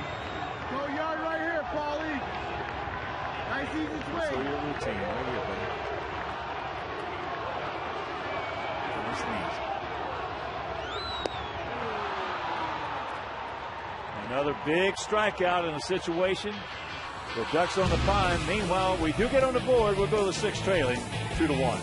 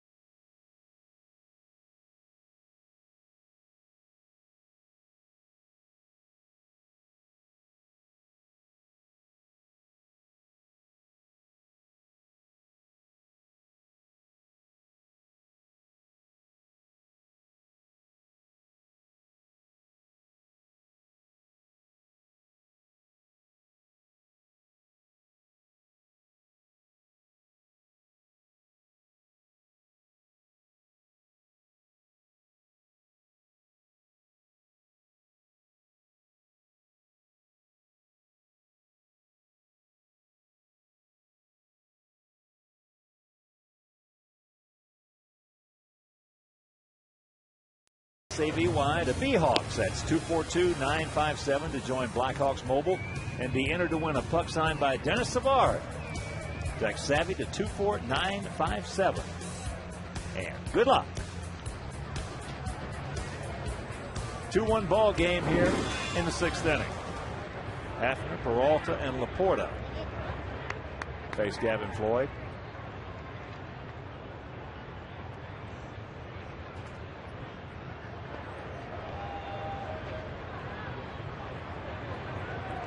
Hafner 0 for 2, a grounder to second and a strikeout.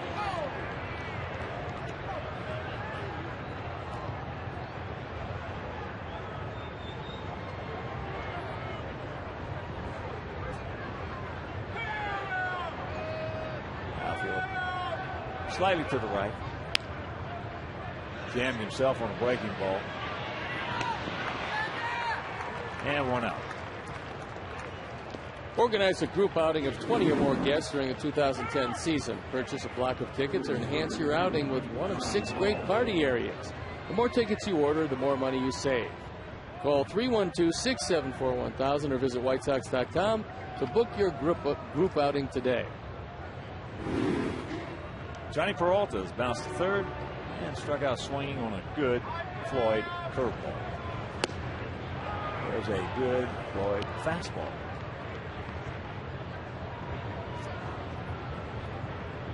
Good spot for it. Up and in.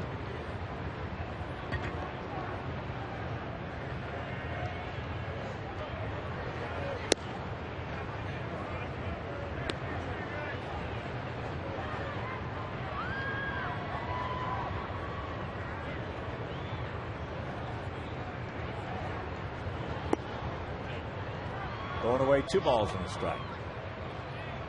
Peralta's been around a long time. He's just 27 years old. Jamie Wright recently up in the bullpen.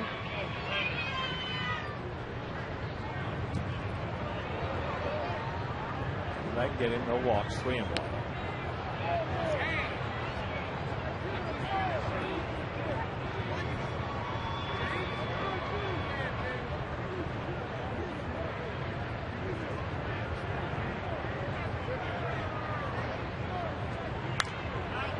It's full.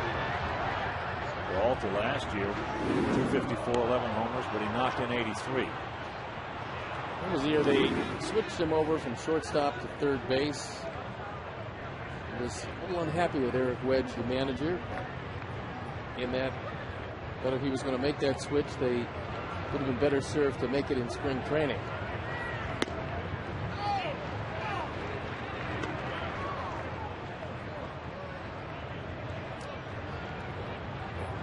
And Gavin is knocking at the door of 100 pitches.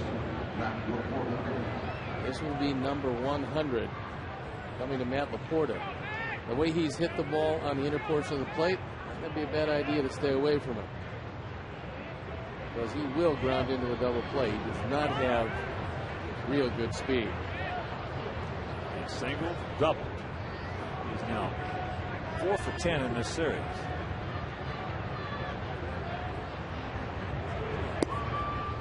Takes ball 1.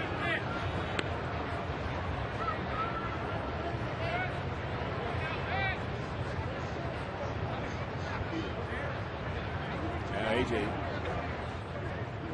got to have a little talk with him.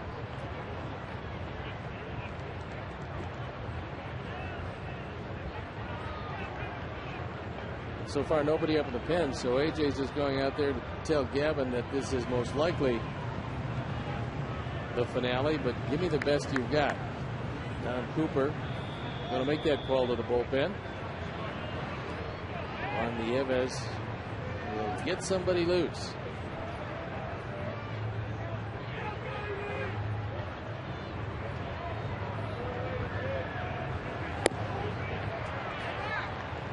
Big swing right there by Laporta.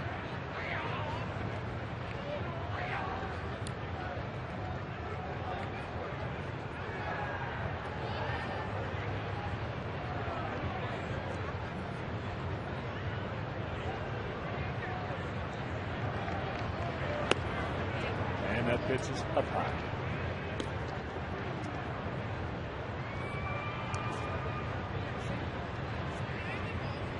Sergio Santos, who's been up a couple of times this young season, but he's yet to see any action, getting loosened up in a hurry.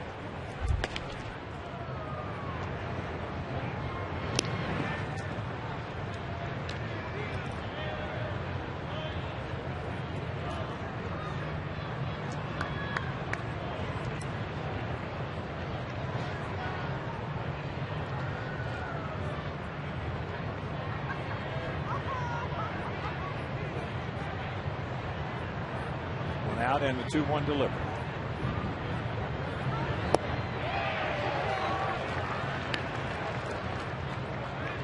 Porter's really opening up, very vulnerable to that pitch away. Of course, good Gavin Floyd curveball, and a lot of right-handers are vulnerable to that pitch away. But as you mentioned earlier, he's hit the ball inside very well in this series. So if you're going to do that, you better, as you said, you better stay away from it. He almost chased it.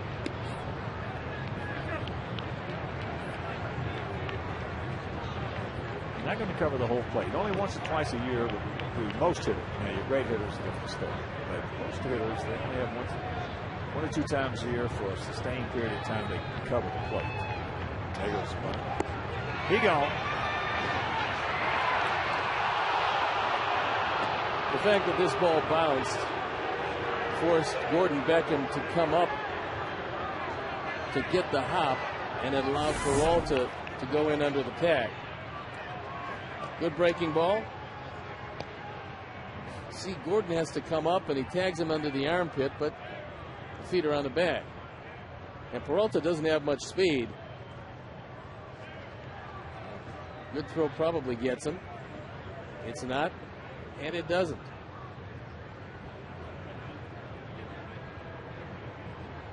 So Ozzie out to talk. You got Valbuena going to be at the plate with Lou Marson on deck, and that's what they're talking about. Ozzie's shown a lot of respect for this youngster Valbuena. Last year he really looked good against us.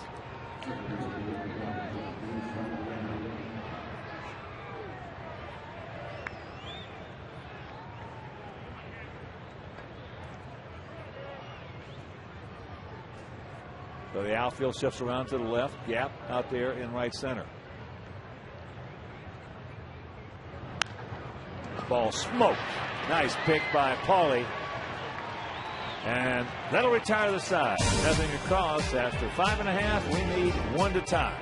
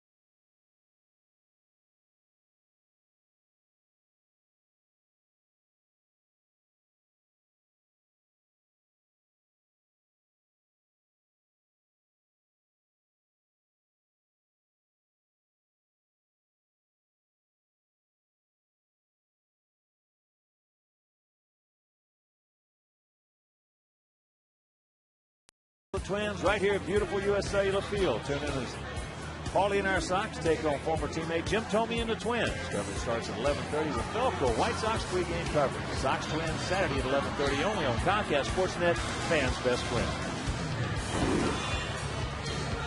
Jamie Wright comes into the game, and he's going to relieve Masterson, who went 5 innings, gave up a run on 4 hits. Here's look at Jamie Wright, who's been around a while. His numbers with Kansas City.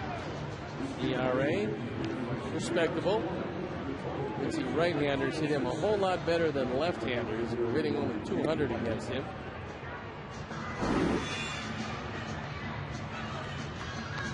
Now he's got Jones, Pierzynski, and Rios.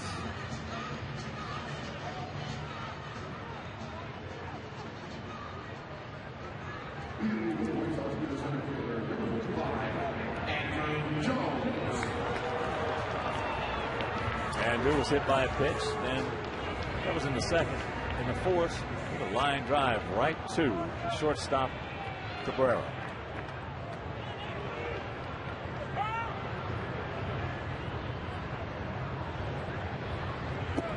Breaking ball, no. What was your average? Let's say you went 9 innings.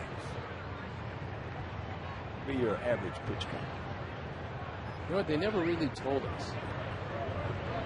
But I would think, because there were so many breaking balls, averaged around 6 strikeouts per 9 innings. That probably was up around 120. There's a strike. Count 2-1. But although Ray Miller would sit there with a clicker, never would he let you know what the pitch count was. And well, we didn't have it in my time. We didn't even ask him after the game, hey, how many pitches did I throw? Because some days he just felt much better than others. And the pitch count was irrelevant. I mean, sometimes you'd be laboring in the 6th inning at 75 pitches, and other times you'd be well past 100, and the stuff would still be good.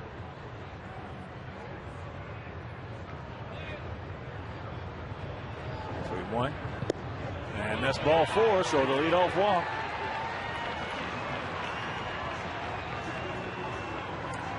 Want to be part of the team? Join the White Sox Kids Club. Members receive cool items like ticket coupons, White Sox tattoos, and much more. Visit www.whitesox.com to join the club today. And a promising way to start this 6th inning. Only trailing by a run, out hit by 1 hit. The only error of the game turned into the difference in the game as Brantley has scored both of the Indian run. AJ has singled to left, and he has popped up to the infield. He stabs at that one. Nice idea if he could have deadened that ball a little bit more. If he bunted that one, that would have been a line drive. Yeah, I mean, he didn't. He reached out and got that one pretty good. As Tony Sipp, one of the real pleasant surprises in the bullpen last year for the Indians. Newsom's up in the pen. Bullpen coach Scott Radinsky. Sox southpaw. Very quickly the count 0-2.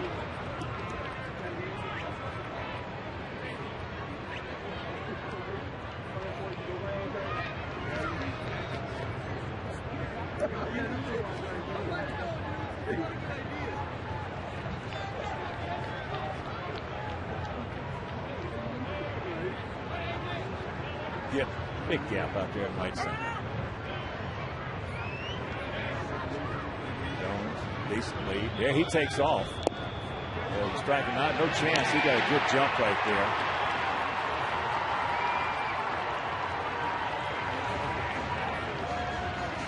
Heads up base running by Andrew Jones because he knows that right with a high leg kick, he's a big man, very slow to home plate. And Marson has a quick delivery, but not an overpowering arm. And this isn't even close at second. No, he got the big jump right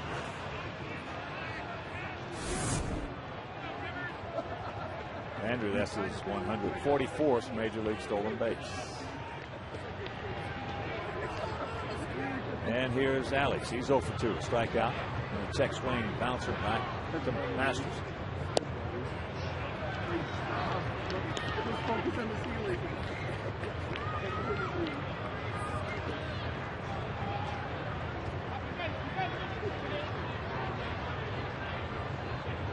Just tuning in. Cleveland, 1 in the third, 1 in the fifth. Sox start tally coming last inning.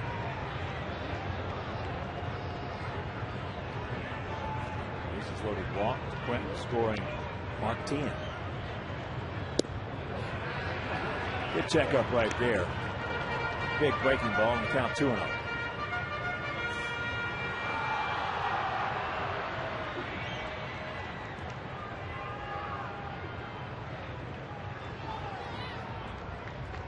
Come on, Alex.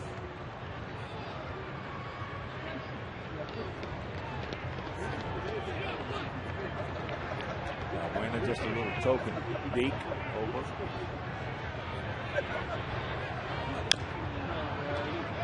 A little too quick.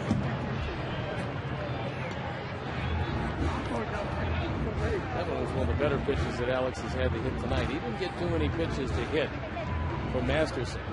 Well, his first at bat, he got himself struck out. And that was check swing for breaking ball. Hitters really hate that, and pitchers just love that. To drag the bat over the zone, comes right back to you. Thank you very much. Here's that breaking ball right off again.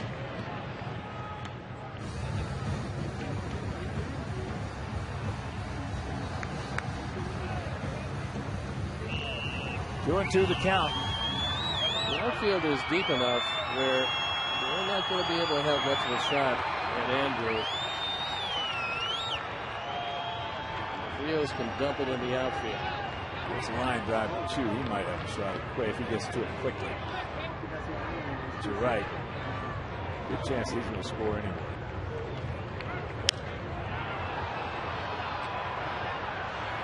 It's not going to be catchable.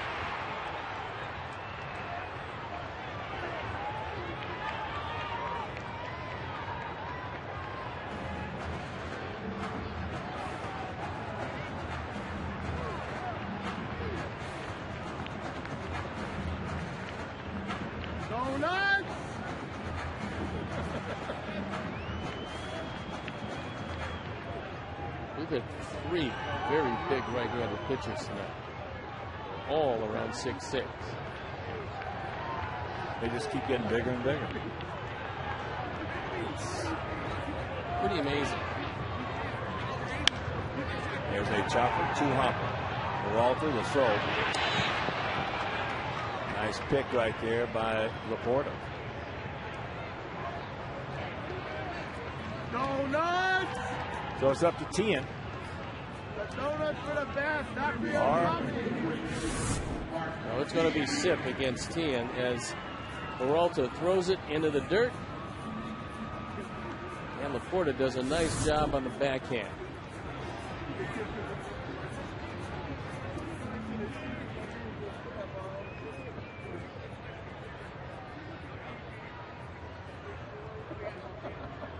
All right, so right to Park.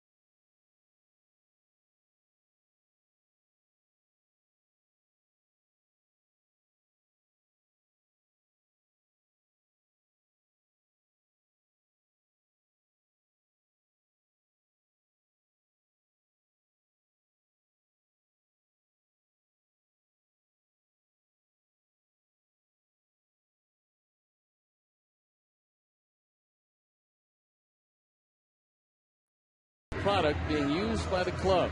There's also a product for fans. Improve your fantasy play or track your favorite players and teams.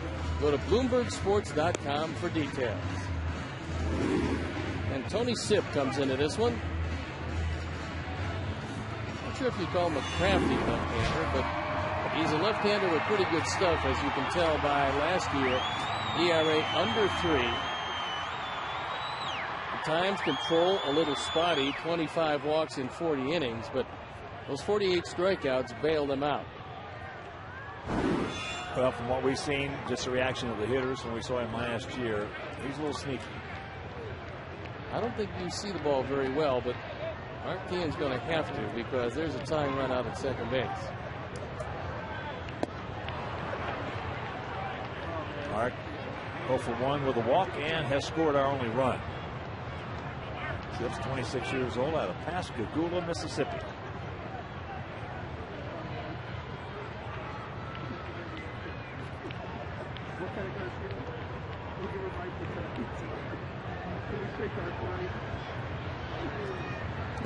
Takes it up.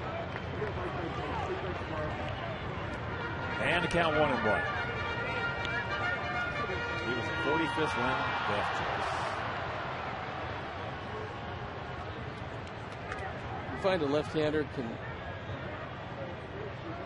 win you some games pitching in the middle, get out the other left-hand hitters in the 45th round, you've done a nice job. You find him in any round, you've done a nice job, especially the 45th round.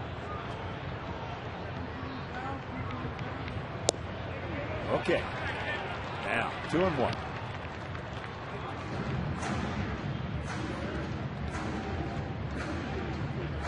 I won't ask if you're looking fastball here, because I know you were always looking fastball. There was no other pitch. That was it. Right. No other pitch.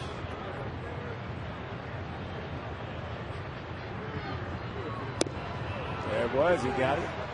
And a little tardy. 2-2.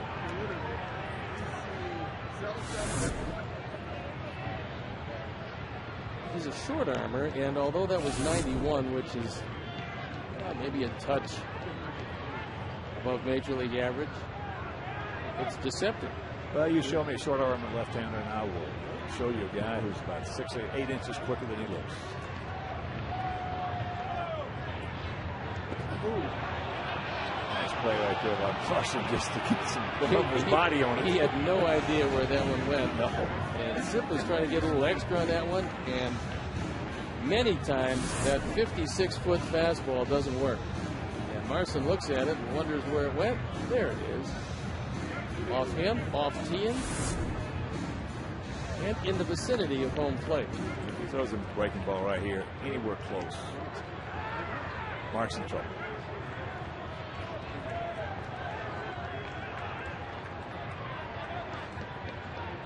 Let's see if he can keep it low and away out of the zone and keep the inning alive for Ramirez. There are no right-handers up in the pen. And the payoff pitch. And that's ball 4. Oh, there was a break. Yep. But that was as good a breaking ball as you'll see on 3 and 2.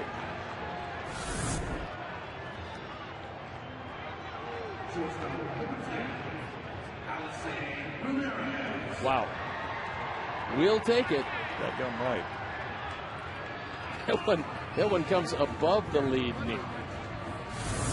Yes, sir. So here is Alexei. He is 1 for 2. Had a single back in the 5th inning.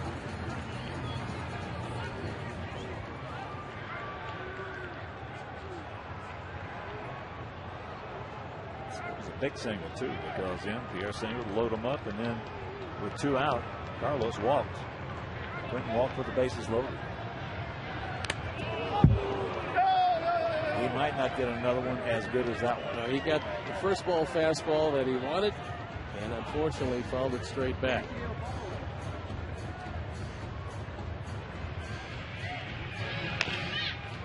Benson Lewis loosening up, and Marson looking over in the dugout. Could very well be he's getting some help on pitches, being this his first year in the major league.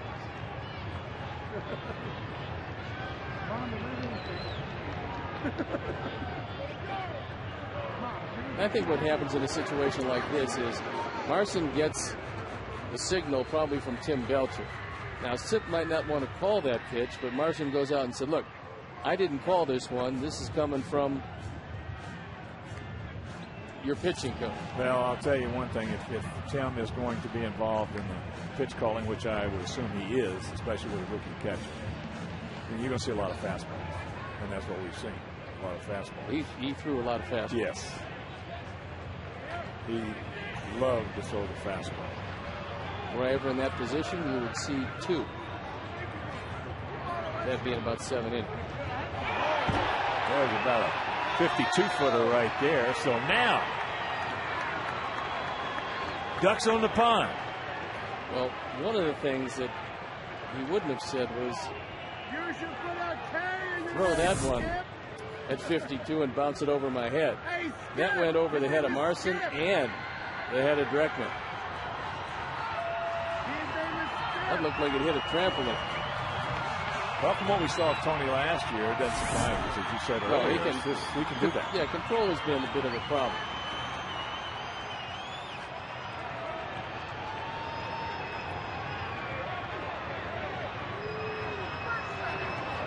Pierre on deck. We'll see if they want to change their play.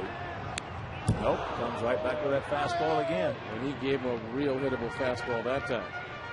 Alexei's had 2 good pitches to hit and fouled them both up. Take a look at this, a fastball, and might be up a little higher than Alexei would have wanted, but it was right down the middle.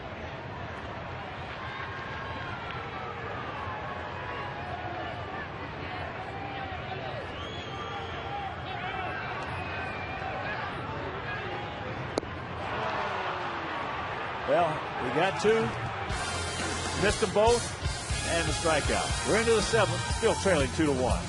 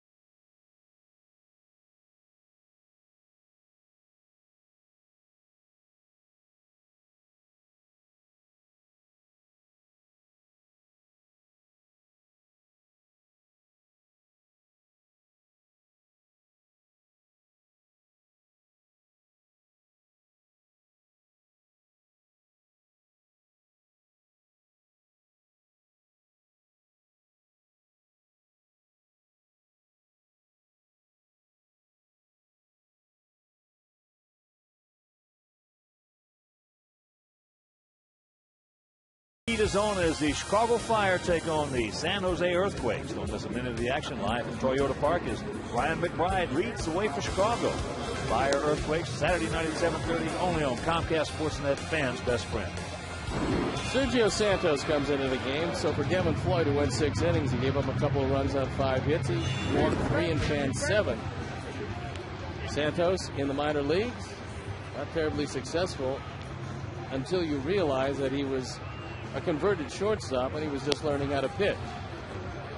He went to spring training this year with a couple of things going for him. No options left and a 98-mile-an-hour fastball.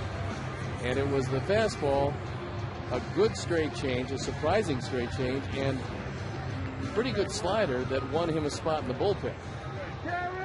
Major League debut. Indians, 2 runs, 5 hits, no errors. Our Sox, 1 run, 4 hits, 1 error. Lou Marson, the catcher. Battled at 94. Marson has gone out to left and struck out. Really a nice story. It was one of the great stories in Arizona. Really a nice story.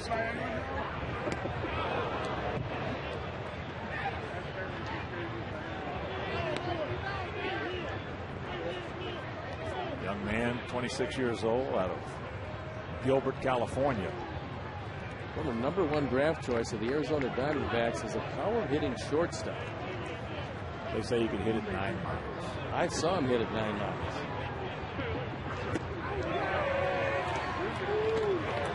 Well, he had 20 home runs in 07 for New Hampshire.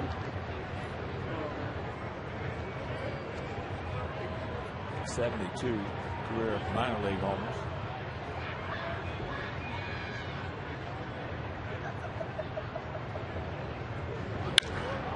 Ball into right field. Carlos fighting those lights, staying with it. And that was a good battle because when the ball isn't hit awfully high, it's very easy to lose it in the lights. So you have to turn your body and get an angle. And Marson hit this ball hard. Well, what Maniac has said about Marson is on the money. Right. Not a lot of power, but a grinder as a hitter and a guy who will hang around and put the bat on the ball. Here's Bradley. He's 1 for 1, a single, a walk, scored both runs. Takes up high.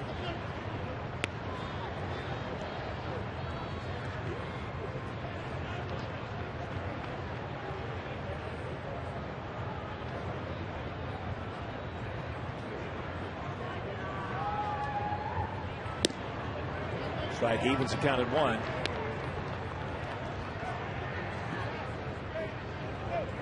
So far, the only thing we've seen from Sergio has been the fastball. But he does have 2 other pitches. Only we're not going to see one here. We're going to see another fastball. And the count 2-1.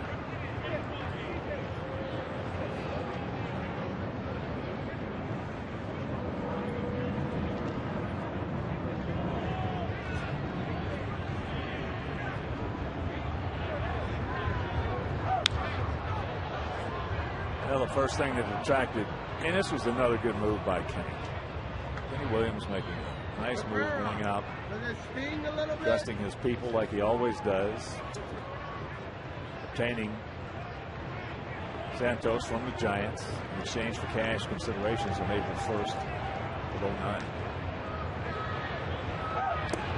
He gone. That was his first major league strikeout. That was a straight change. And again, Brantley saw fastball after fastball. He'd never seen a straight change. And to see a shortstop develop a pitch like this, when you throw 94, 95 and you can get that in the vicinity of home plate, you're going to get your share.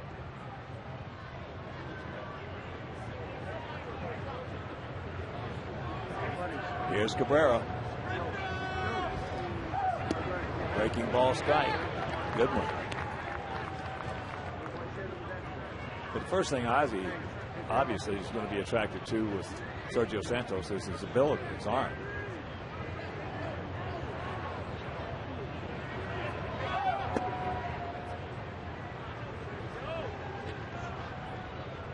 21 to count here in the top of the 7th inning. 2-1. Cleveland on top. As we welcome all of viewers who are watching the Cub Atlanta game. Cubs won that game 2-0.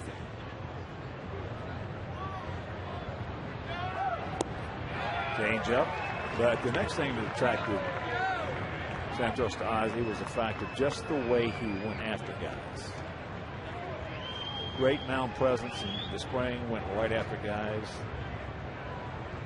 One thing that Don Cooper said was you'd never know that he wasn't a pitcher. Right. I mean, he's going to have to refine things, but you'd view him as a pitcher. Nice pitch, had him off balance out in front.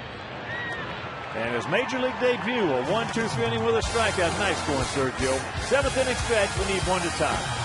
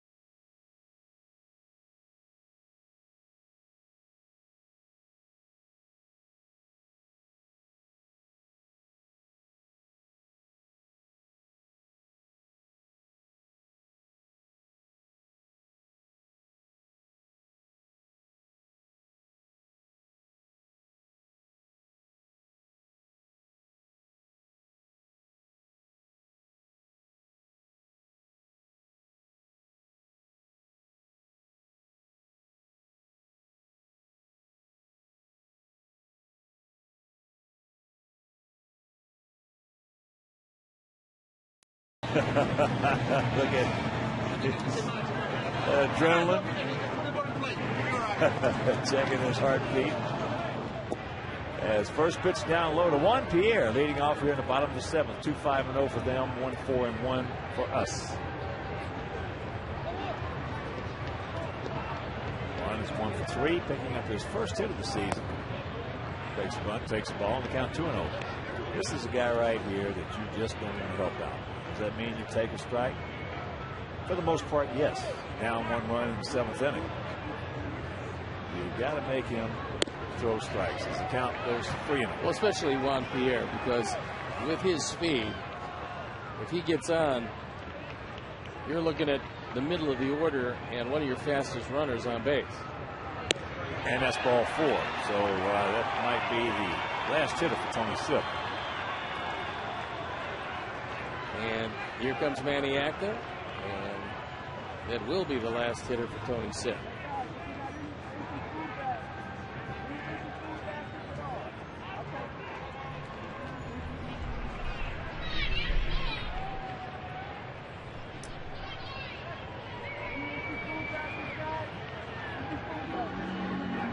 Hey.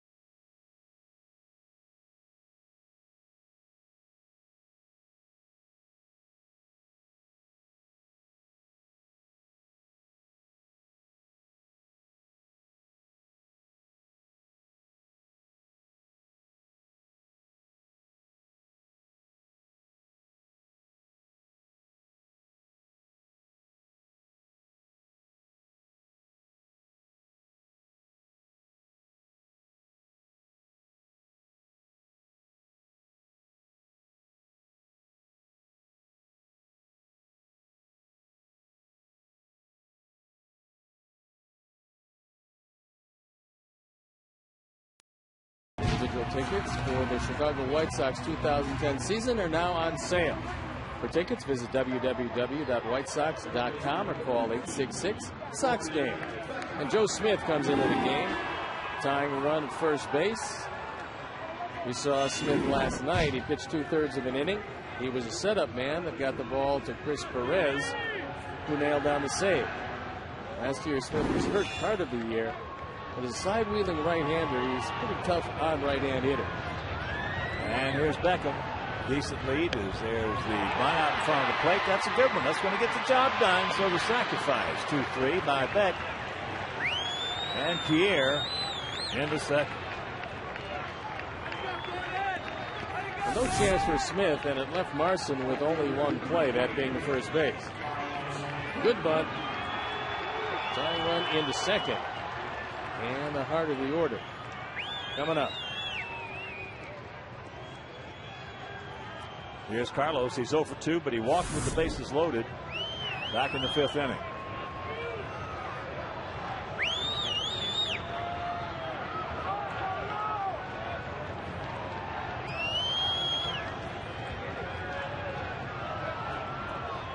Right side's going to be pretty open. Valbuena's got to stay out around second. As there's a breaking ball strike. Little frisbee he threw up there. Carlos is starting to wonder if everybody on his team throws from the side. Williams and Thornton going in the pen. No activity for the Tribe. Goes back with a perfect pitch.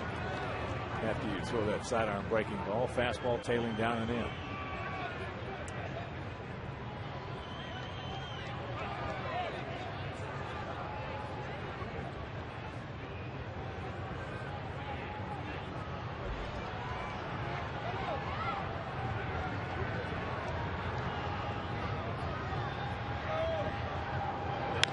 The ball hit high and deep in the left center field. Stretch. Sidemore back. He looks up. You can put it on the board. Yes. A 2-run homer by Clinton, and the Sox lead it 3-2.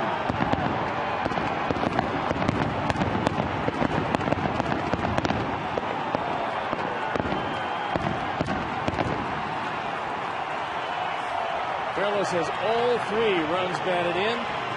And that time, Joe Smith, trying to keep that ball away, got a bit too much of the plate.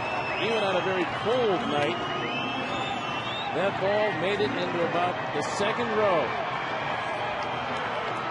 Javier's walk, the sacrifice, but there's no replacing the 2-run bomb.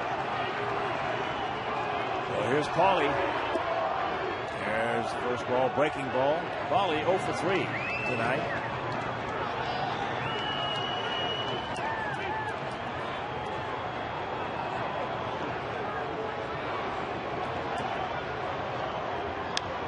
Of course, with that home run by Carlos Quentin, the Alex Nelius family will donate $100 to White Sox charities for every Sox home hit throughout the course of the season. As number 4, so $400 already donated by Alex Nelius in loving memory of Ursula.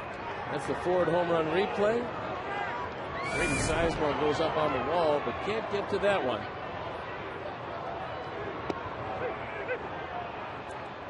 Paulie looking for a breaking ball. Gets a fastball right there, and that's out number 2.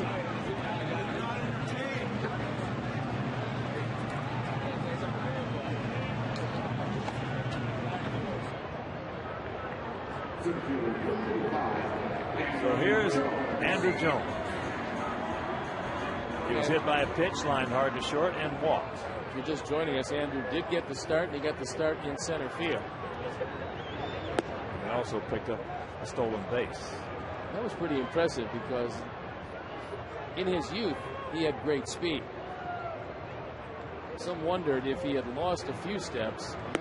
Wasn't the case when he stole second base last inning.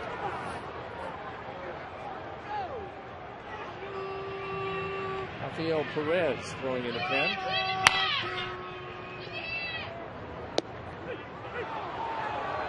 Way looked like off the plate. Meanwhile, he calls him out. That's a 2-run homer by Carlos Quentin. Sox lead it 3-2.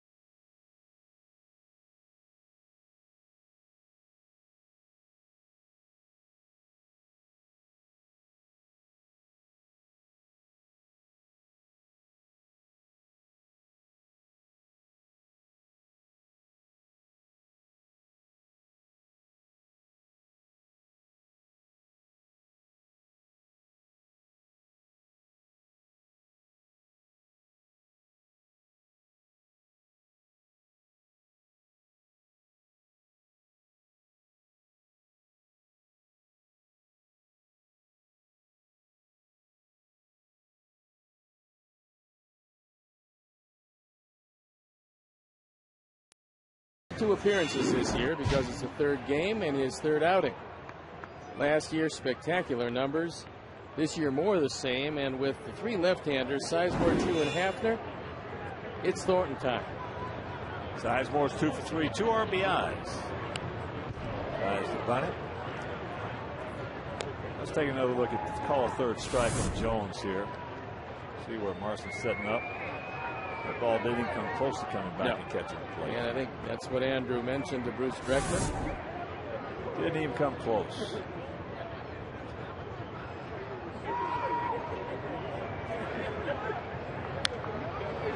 And the count very quickly, 0-2.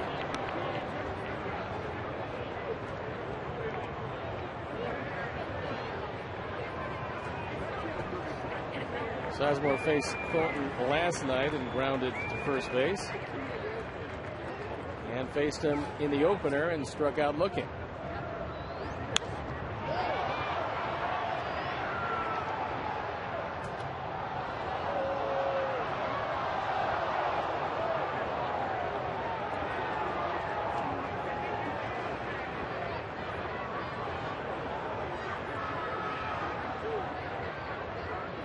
Outfield around to the left. Gap out there in right center. 3-2, Sox on top. Breaking ball. He gone. He'll grab some bench for out number 1. The exact same pitch he looked at the opener after a steady diet of fastballs. Takes a little something off the breaky. Nice talking to.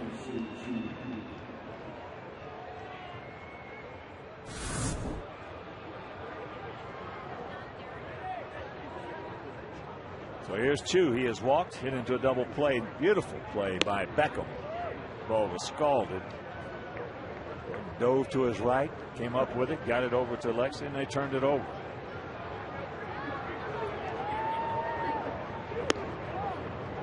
And the count 2-0. Chu, a very dangerous man. Last year, 20 homers, 86 knocked in, had 38 doubles. As the count moves to 3-0.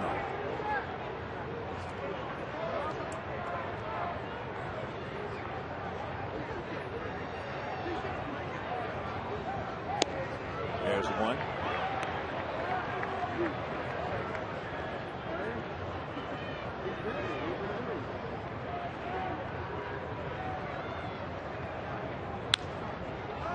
full count.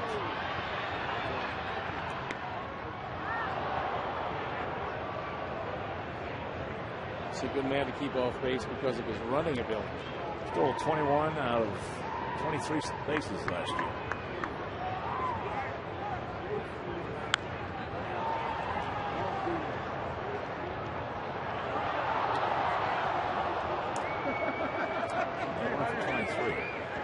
That'll work.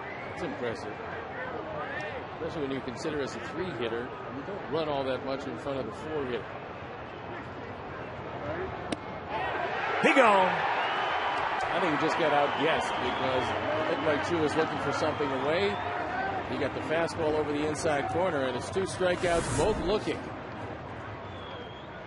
Well, you can understand that on Sizemore. Yeah. That's a foul. Got a guy who throws 97 and then drops the slow hook on you. That is the Imodium strikeout.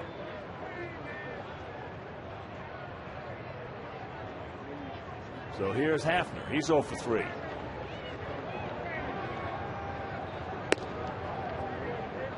Takes ball 1. Now Hafner on opening day was a guy that ended the game but hit a line drive rocket into left center field that Rios dove and caught.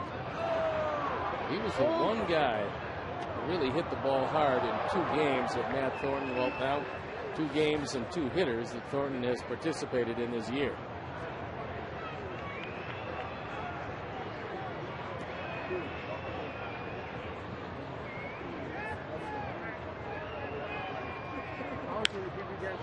It's already there, and the count 1-2.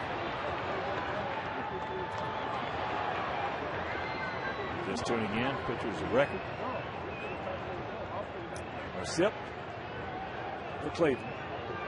No, check that. Smith and Santos for the Sox. And you heard right. It is Santos. Sergio Santos in his major league debut. Got a chance. On the hill.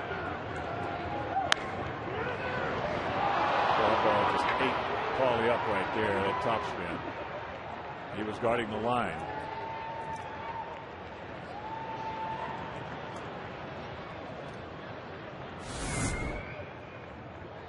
See Paul Wright on the line, and he has to go to his right.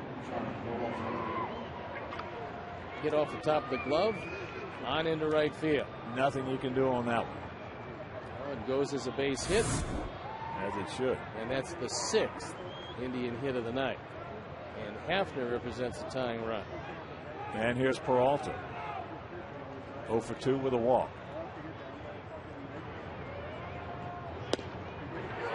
I like the way A.J.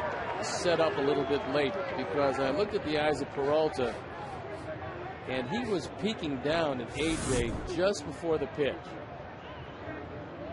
A.J. set up a little late so that Peralta couldn't tell where he wanted it.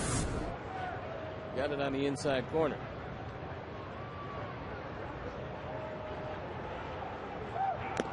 Yes, he did. And the count 0-2.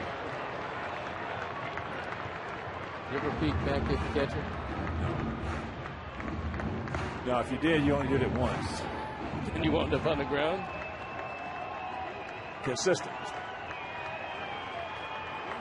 It's hard to hit sitting on your behind. It's true.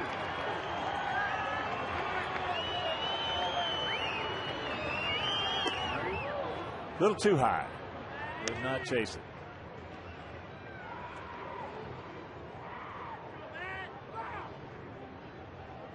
Bottom of the 2nd.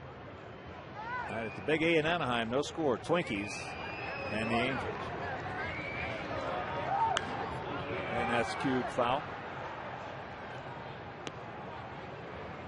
No, there were a couple of guys, little pesky guys in the league, in my time zone, that would try to sneak a peek.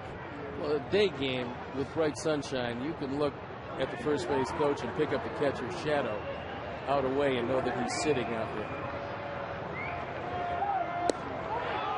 Pretty good. Didn't get it. Come on, bro! Had to take a little something off.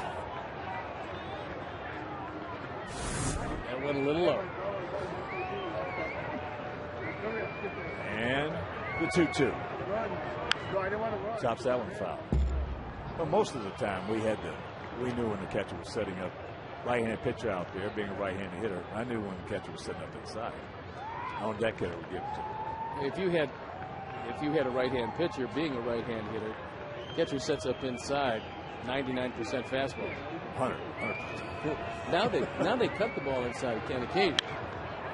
That's flipped out in the right center field. That's trouble. Hafner can't run. They got to get it back in, but they're going to wave him around. Could be close. No. Tie ball game. Dadgummit.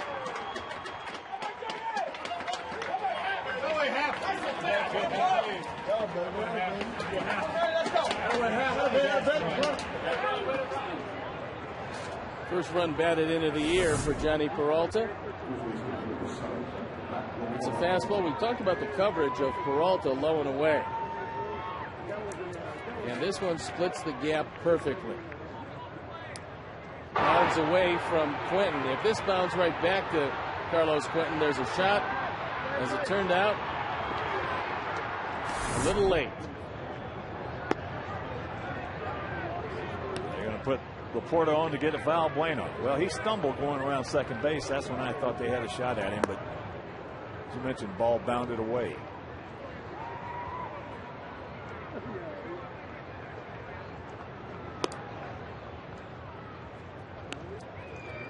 Oh.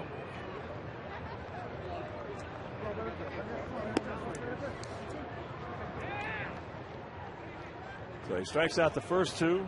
The base hit by Hafner and the RBI double by Peralta. Intentional walk to Laporta, and here's Valbuena.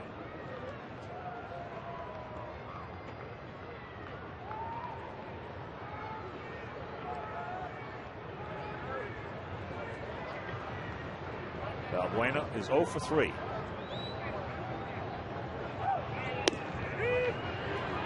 Breaks the strike.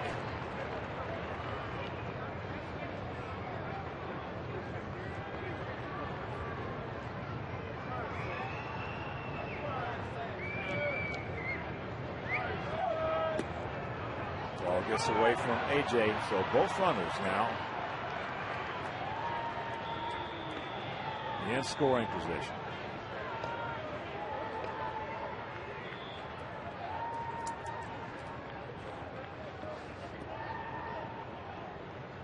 That was a big pitch because you had very little speed on the base paths, and a guy who can run in Valbuena takes the force out of the equation. Way high, 2-1.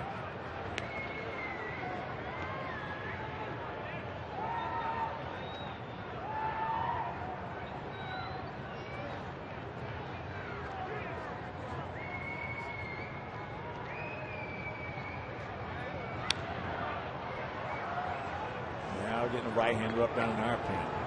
Lou Marson on deck.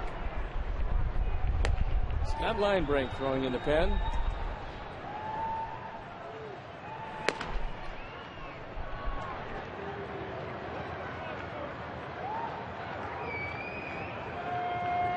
He gone, but some damage is done. 2 out, nobody on. A single, an RBI double. We'll go to the 8th, tied at 3.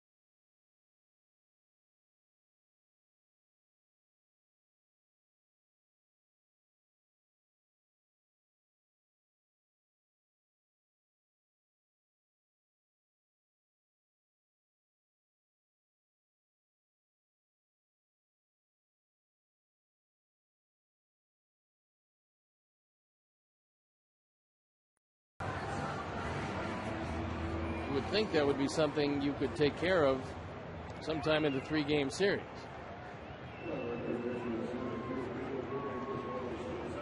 So Perez will be the 5th time pitcher. Masterson started, right? Sip, Smith, and now Perez. A couple of years ago in 07, Perez was absolutely unhittable. 44 appearances after coming up from Buffalo, an ERA of 178. And he was talked about as one of the best left-handers in all of baseball. Then in 08, still a pretty decent year. ERA in 73 appearances, 354. Something happened to him last year that's inexplicable because the ERA was 7.31. Couldn't get anything over the plate. He had all kinds of problems. Was sent down to Columbus where he seemed to find it and had a very good spring this year.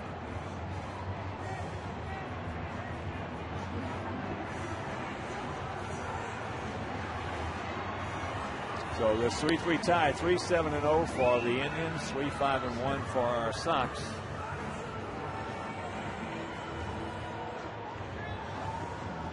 One home run in the ball game. If you're just tuning in, that was a 2-run blast by Carlos Quentin. Last inning to put us on top, 3-2. And once again, a reminder: make your plans to be with us tomorrow night. First of a 3-game set against the Minnesota Twins, as Johnny Dykes will tee it up against Francisco Liriano. And if you can't make it to the ballpark, that game will be over WCIU, channel 26. On Saturday, Buddy Garcia and Scott Baker. And that game on Comcast Sportsnet. And the finale of that series and this homestand on Sunday, Mark Burley against Nick Blackman. And that game will be over WGN. And then it's off to the Blue Jays in Toronto before we see these Indians again in Cleveland. And there you look at the upcoming schedule. Looks like Vernon Wells is entirely healthy, and that's never good news for American League pitchers. Toronto beat the Rangers 3-1 tonight. Detroit over Kansas City 7-3. Remember how good Sean Markham looked a couple of years ago.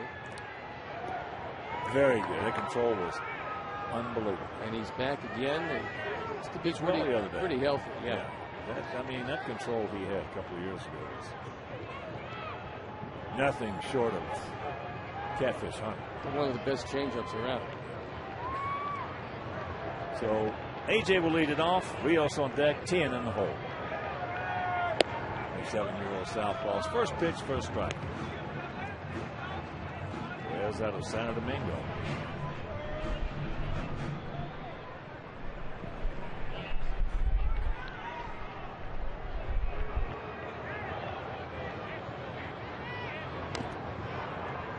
And the count 0-2. AJ a single back in the second. He's 1 for 3. And as they do with a lot of good young pitchers with good arms, when the Indians first got Perez, they used him as a starting pitcher. And that lasted through the beginning of 2006 before he moved into the bullpen full time.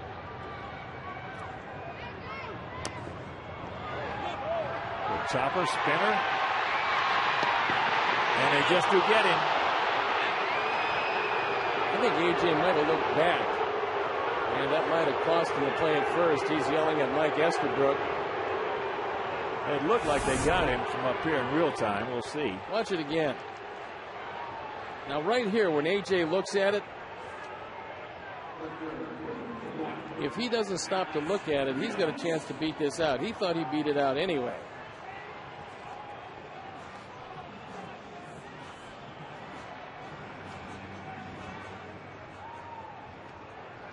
Boy, that's close.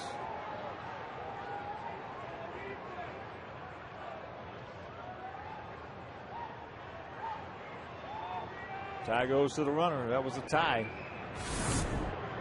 An exact tie. Yeah.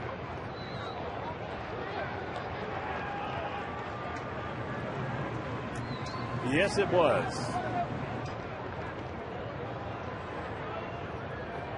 Alex is 0 for 3, a strikeout, a ground out, back to the pitcher, and a grounder to third.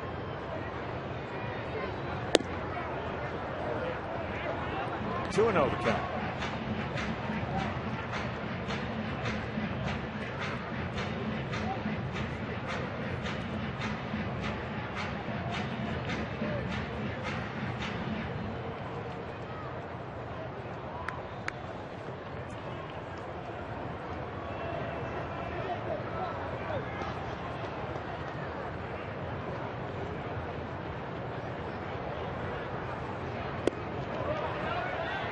3-0. Turn him loose, all right.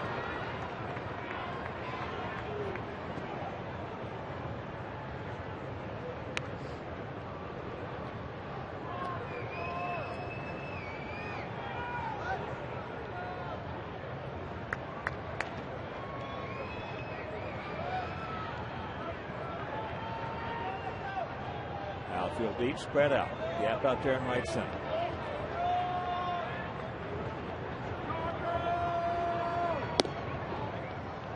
Right there. So a 3-1 count.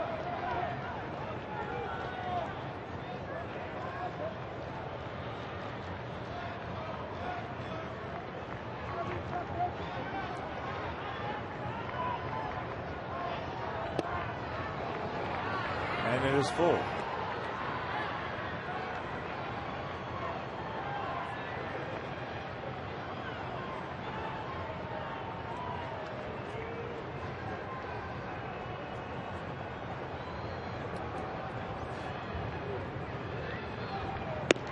Way outside, and the 1-out walk.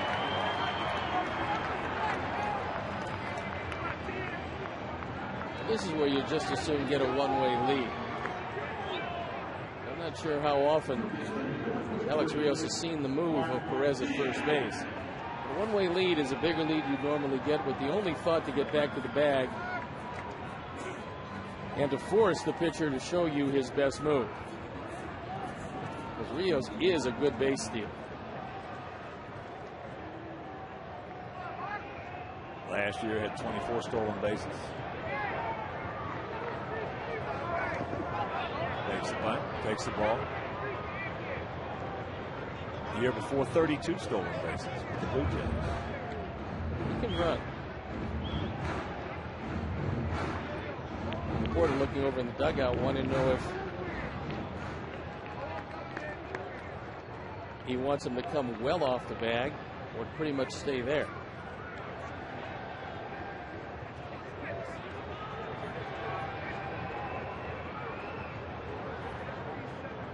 Alex, just a decent lead.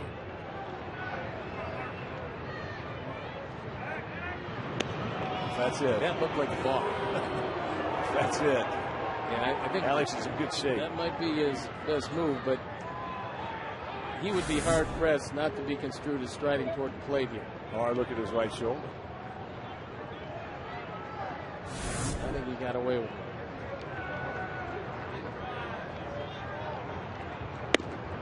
And the count 2-0. Alexi Ramirez, the on deck hitter.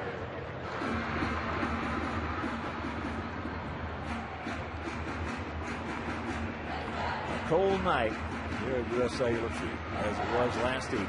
The contrast to opening day, which was just gorgeous on Monday.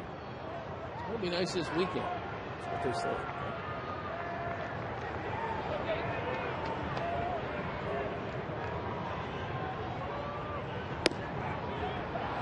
Pretty good pitch on a 2-0 count. The outer half.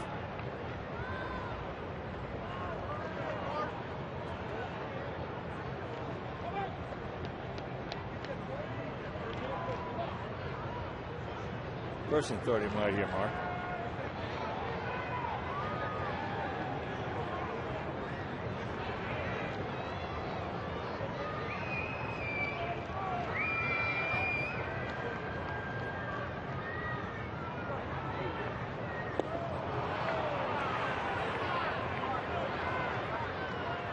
No chance on that one. Tien 0 for 1, that grounded to second. He was walked twice. Scored our first run back in the 5th.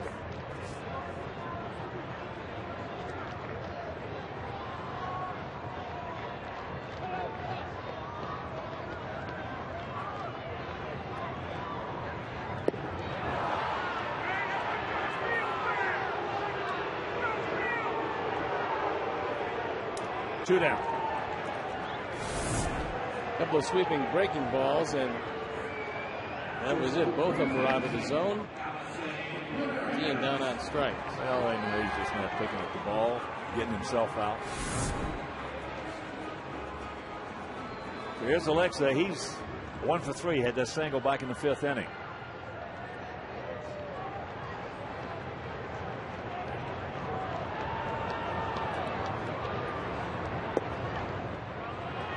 Usually takes first pitch strike.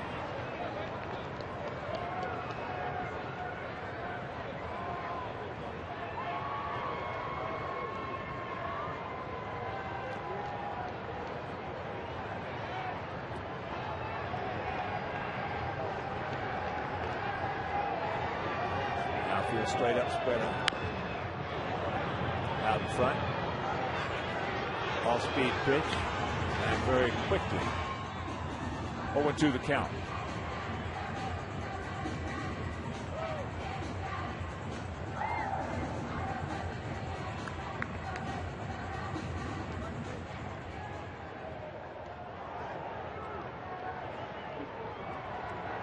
Well, the driving there half of the ninth inning.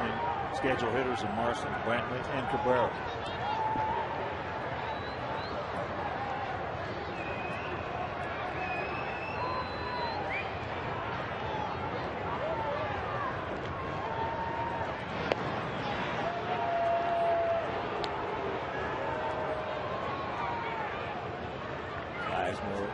Very deep in center.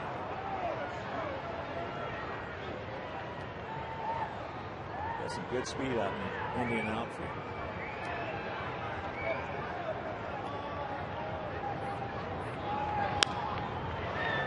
Out in front, and that's foul.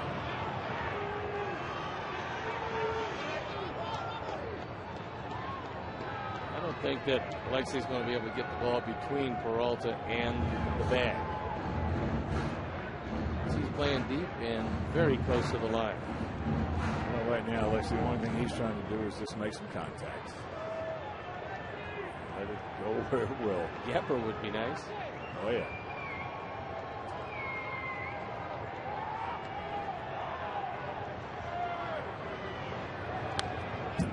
He's had some good pitches to hit tonight.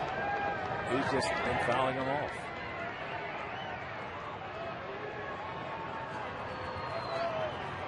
I was surprised at 0-2 that you don't send Rios because you figure he's going to bury a breaking ball somewhere here in the dirt. And you got your hitter down 0-2.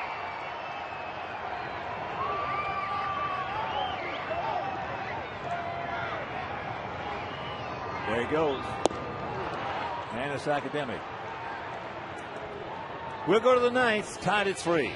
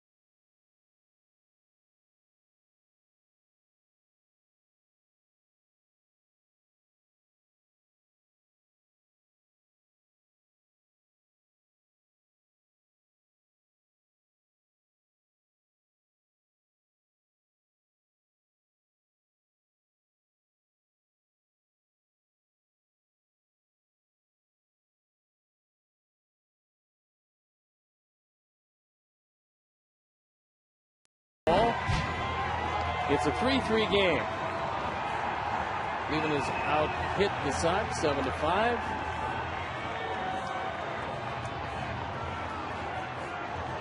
As we head into the ninth inning, and Jenks will be hurler number 4. Floyd started, went 6, threw the ball pretty well, struck out 7. Gave up a couple of runs. Santos, a brilliant inning. And you can see the hail coming down.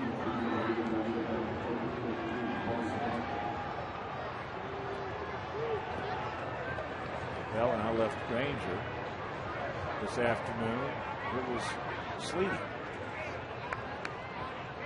And quite a bit of well, the scoreboard says 43 degrees, but I think that's very optimistic. Oh, no question. Yes. There's first pitch strike to Lou Marson. He's 0 for 3, but he's had 2 good at bats. Bobby had a tough night last night. An inning, a run, a hit, a couple of walks, a couple of strikeouts. Ball hit hard. Nice pick by Beck. Bad throw, and Paulie couldn't come up with it. Well, there's a little inexperience because Gordon made the good pick.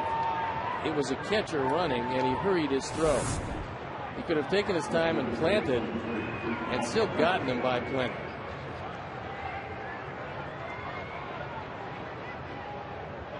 So he picks up his first error. But the leadoff man aboard, and here is Brantley. He is 1 for 2 with 2 runs scored.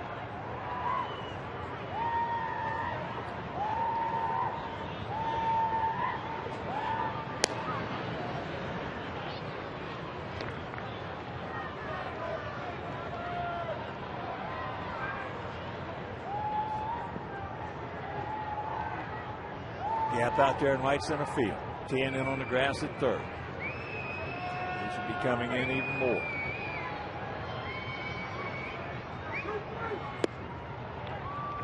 As that pitch is high and wide, 1-0.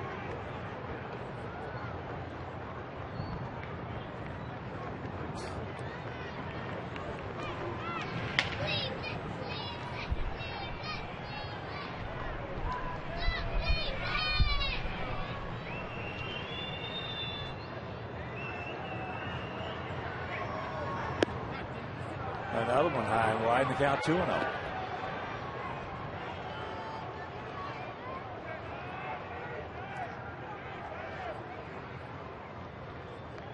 Now, Brantley along, look down at Smith, the third base coach.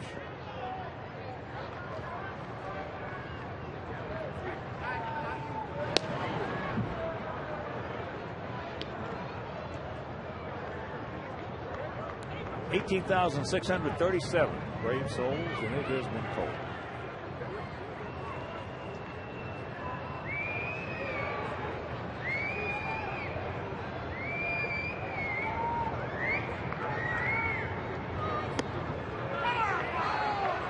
Come back and get him, Bobby. We don't want the first 2 men on here.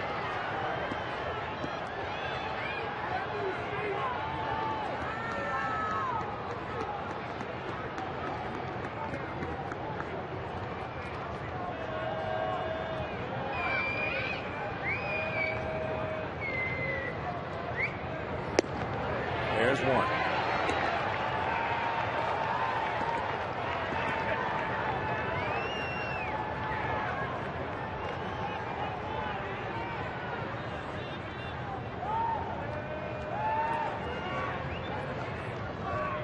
Outfield about equidistant, spread out slightly to the left, and the 3-1 pitch. There goes the run. AJ will make the play. And that's out number 1. It wasn't a good bunt, but Brantley got away with it. This would have been a double play as he pops it straight up. Unfortunately, just in front of AJ. The running bunt. Okay, if you got a good bunt. Well, if they had to put the running bunt on, if they had just been a straight bunt, AJ gets it at second. He wouldn't be on second base. I love the bunt. I mean the running bunt. You don't see it very often anymore. So here is the dangerous as Drupal Cabrera takes first pitch strike. He's 0 for 3 with a sacrifice bunt.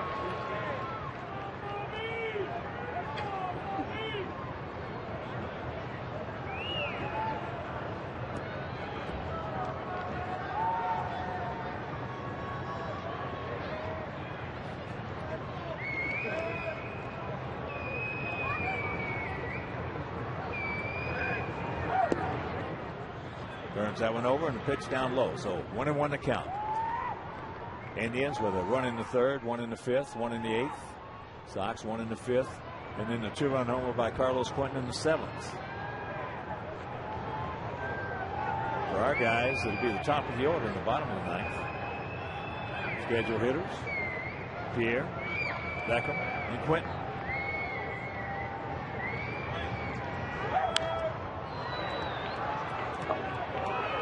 One and two the count to Cabrera.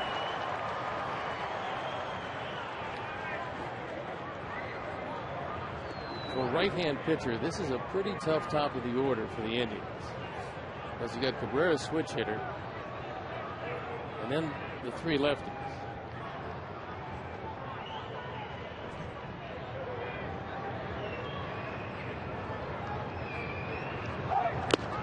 He gone. Yes.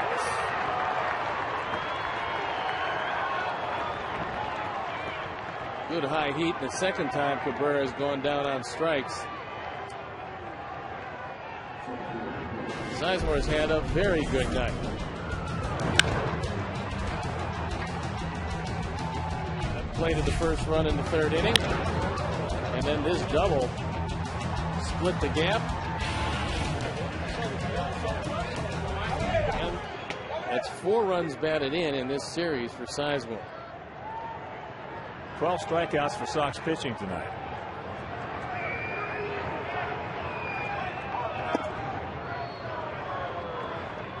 And here comes Coop. Well, he's going to talk to him about his choice and who he thinks that he feels better about, Sizemore or Chu. Pitcher's preference.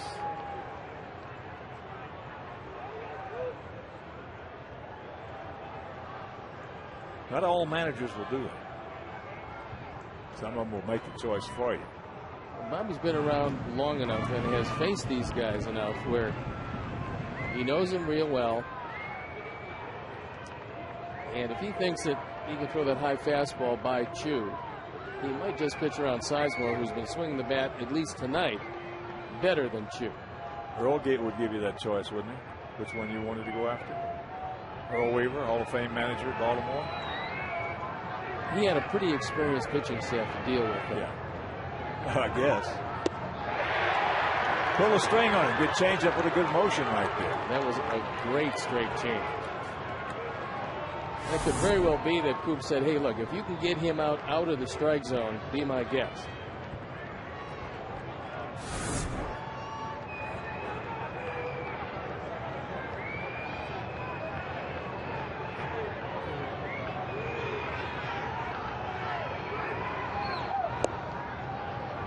That's low and inside.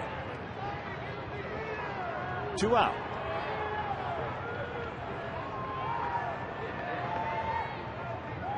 Marson at second.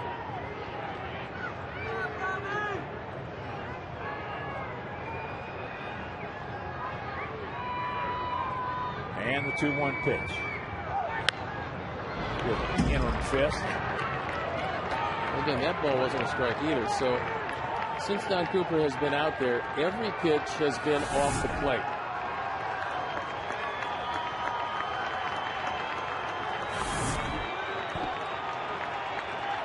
There's Coop, one of the best pitching coaches around.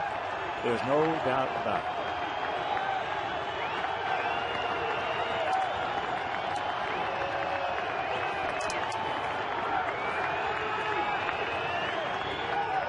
Curveball. He gone. Boy, he dropped a hook on him. Mercy. We'll go to the bottom of the ninth, top of the order in this 3-3 tie.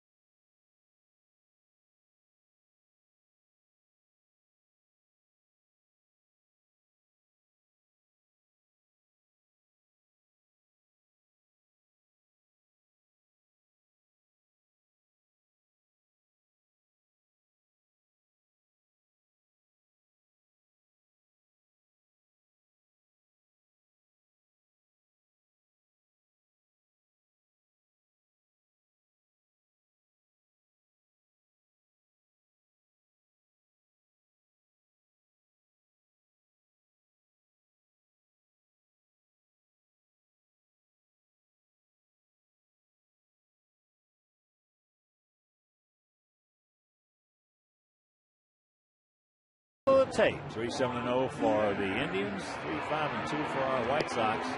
Here in the bottom of the ninth inning, Juan Pierre, Gordon Beckham, Carlos Quentin, and Paul Konerko, the first four. And last time up against Tony Sipp, another left-hander out of the Tribe pen. Juan Pierre faked a bunt and drew a base on balls and scored ahead of the Quentin home run. This is a good time to lay down a bunt if you can push it by Perez.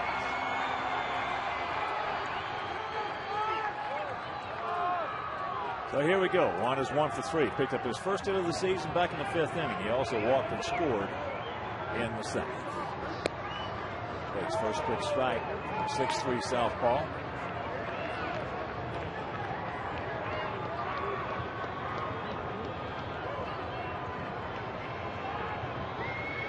Corners in close. And the count. Breaking ball low and away. 1-1.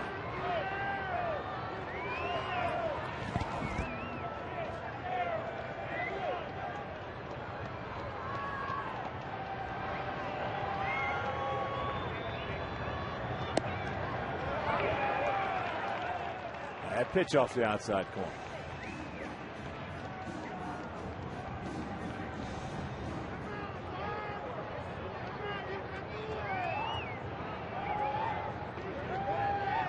And 2-1 pitch.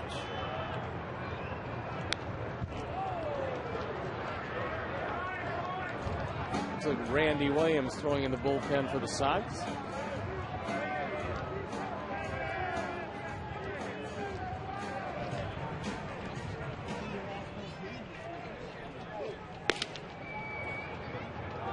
Jensen Lewis loosening up for the Indians.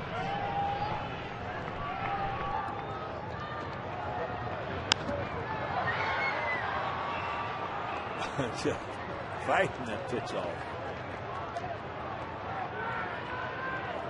Somebody threw a snake at him. Not much you could do with that. No. Especially once you commit it.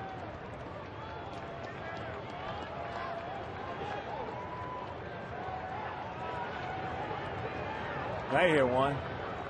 The 2-2.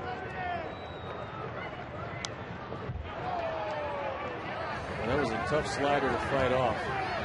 Because Perez has a good one. That normally would have wiped out a few of them. The bite on this. Pierre able to stay alive.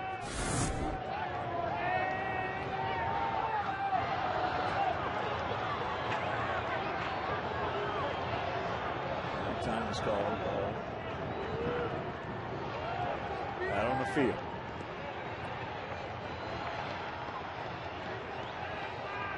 Way back when, Gavin Floyd teed it up against Justin Masterson. Floyd went 6 innings, getting up to 2 runs.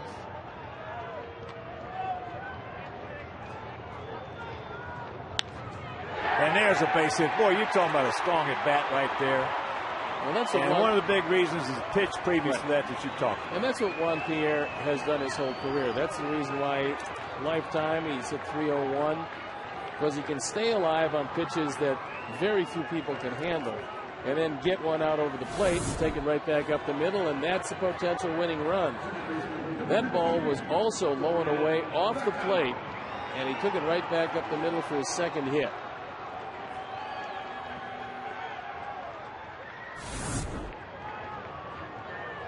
So here is Beckham. Gordon, 1 for 3 in a sacrifice bunt.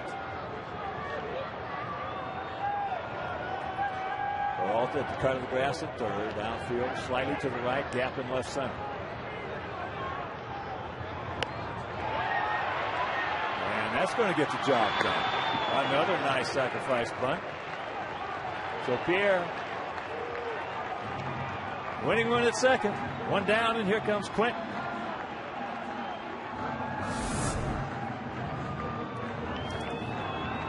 Good technique by Gordon Beckham, forcing Perez. Only one play, that to play at first. It's a catcher that makes that call because he's got the play in front of him. So it looks like with the right-handers Quinton and Konerko.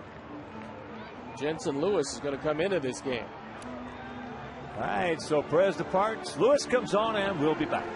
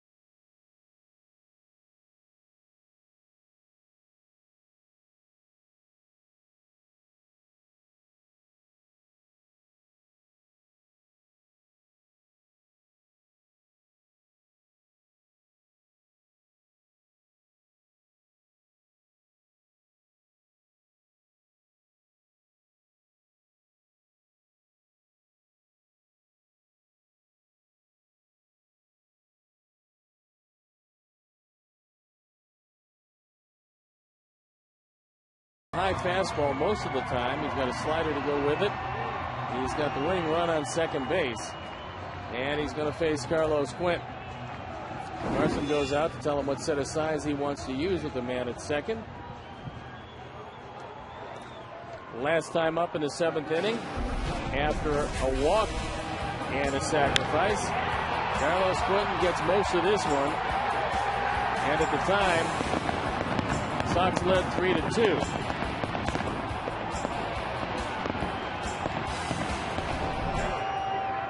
So here we go. Carlos, that bases loaded walk. 2-run homer. And this 3-3 tie. 25-year-old right-hander Jensen Lewis. He gives you a lot of motion out there, Stone Point. He's not one of those guys that's terribly overpowering, but he is sneaky because of his delivery. And more times than not, when he tries to get you, he's going to get you shoulder high with that fastball.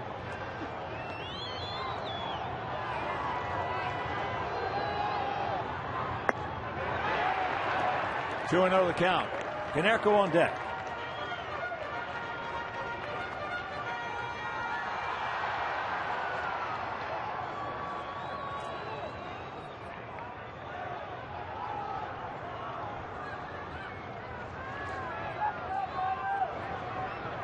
Don't help him out. Gap out there. Nice gap in right center.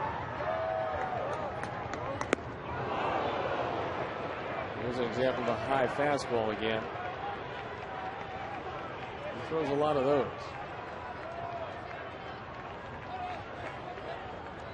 Well, there are not a whole bunch of good high fastball hitters around. Not anymore. Not with the strike zone the way it's called. No.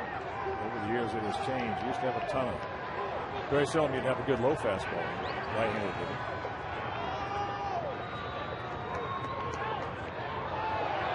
That's just the opposite.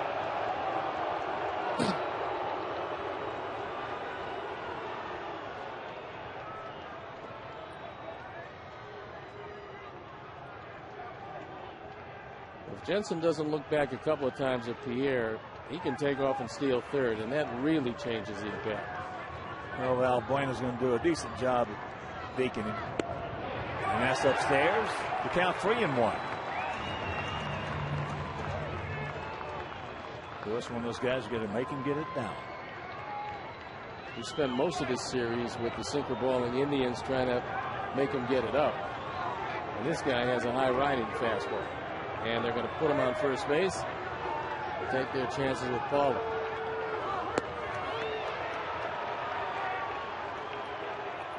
So Pauly 0 for 4 tonight. He has grounded to first, bounced back to the pitcher, and has a couple of strikeouts.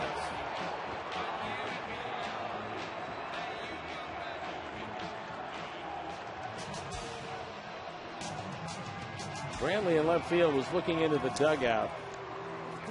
See just exactly how deep they want him to play in left field.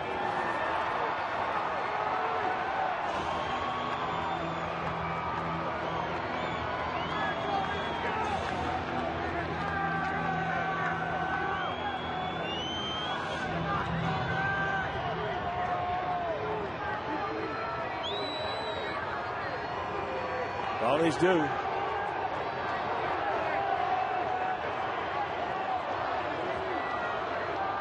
in this situation, the outfield playing very deep. And there's ball 1. It's surprising to me, especially Chu in right field, as deep as he is. Base hit to him, no chance. Base hit to Sizemore, no chance. And Brantley is probably where he should be at this point of the game in left field.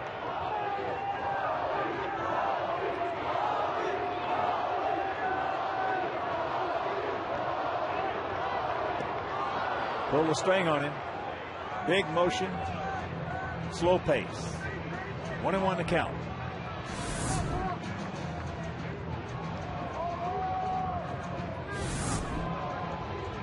Good deceptive changeup.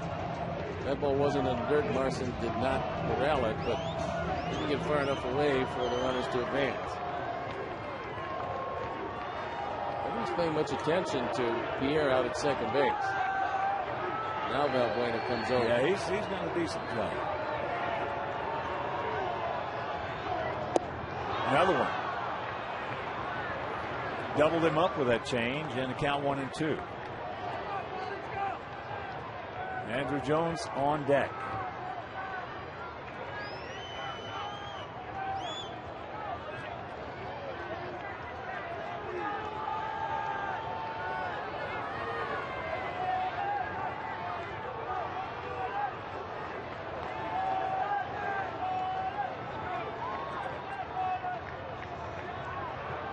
That time Valbuena was not in the vicinity, so just a good move right there by Lewis.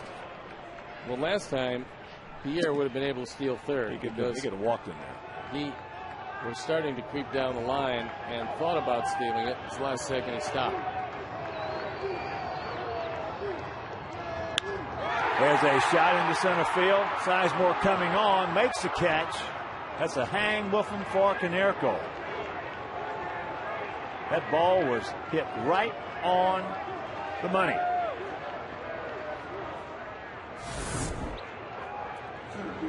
Fastball's right down the middle. Paul takes it right back up the middle, but it hangs up too long. Hit it too hard. Sizemore able to come on in and make the catch. So here's Jones. Andrew 0 for 2.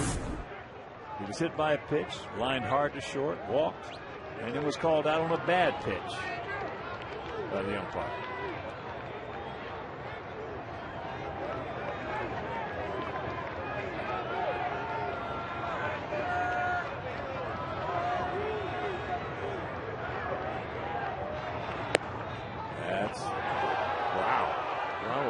That's the same pitch he called him out on. Another look at it. That's not even close. Come on. Oh, that's a huge difference being 0-1 versus 1-0 in this situation.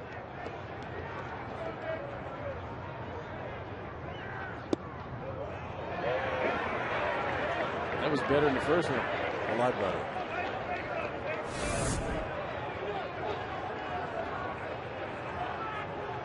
That was a strike.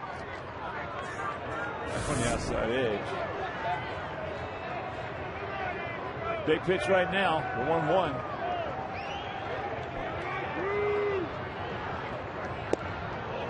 Checks it up.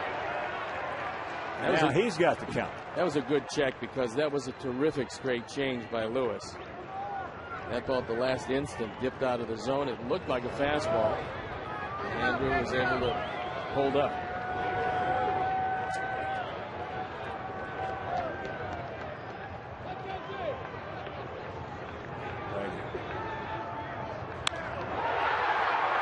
High into right center field. It's not going to carry, and that'll retire the side. We have a big threat. Can't do anything with it. Extra innings here at USA Lafield.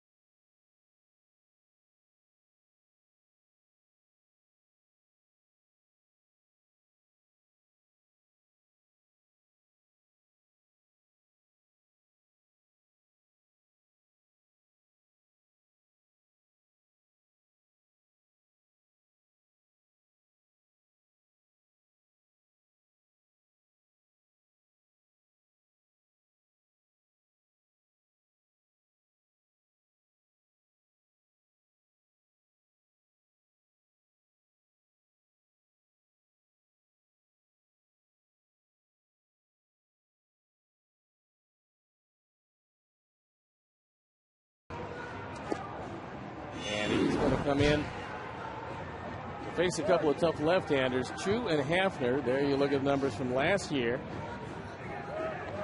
And he had an exceptional spring, made the ball club. Now he's going to get a couple of big outs. I think he's going to face the two left-handers. And Ozzie will go to the pen for the right-handed part of the lineup, Peralta and Laporta.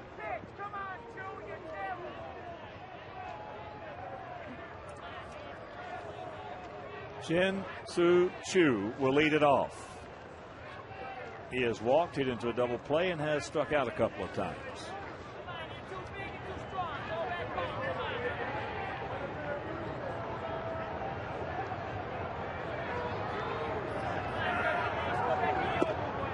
First pitch way low and away. 3 runs, 7 hits, no errors for the Indians. 3 runs, 6 hits, 2 errors for the Sox.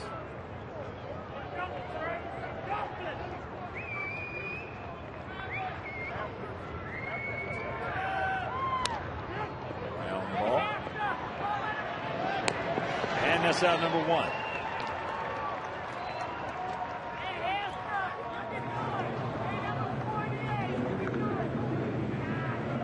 I'm talking about Williams having a good spring. He did not give up a run. Unscored upon.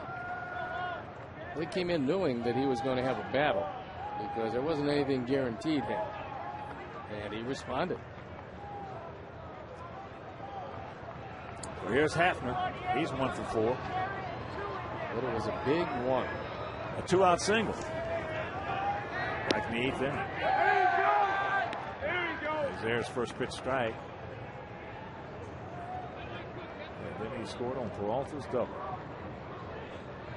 That had to be perfectly placed out there in the right center field, which it was.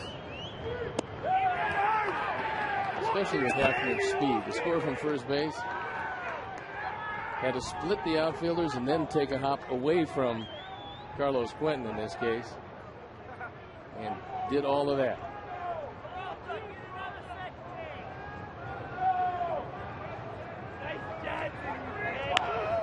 A little tardy. Slams that one up into the seats, so the count hangs at 0-2.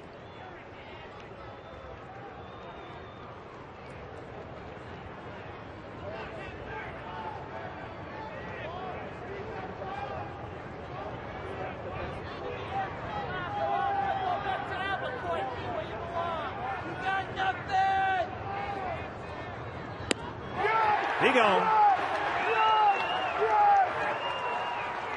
He set him up with the breaking stuff and then threw the fastball right by him. 14 strikeouts for Sox pitching. Here comes Ozzie.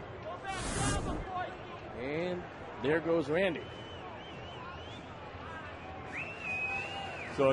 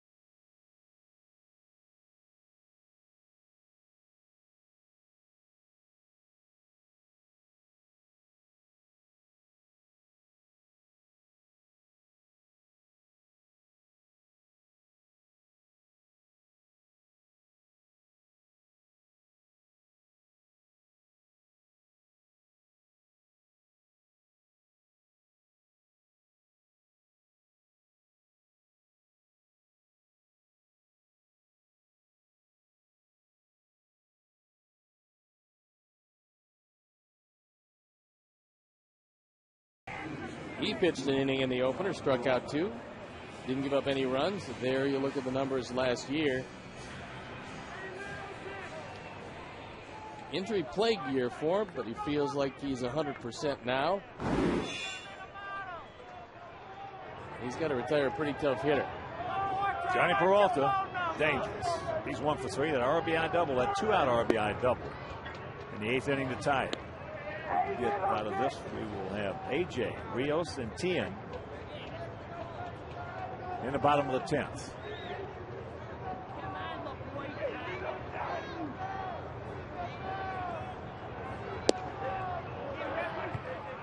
Way outside. 2-0 the count.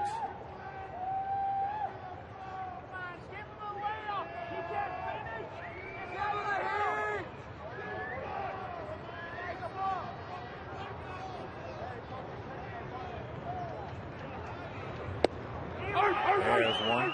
Outfield slightly to the right. Gap out there in left center. Tien back. And a couple steps off the line at third. There you see Paulie.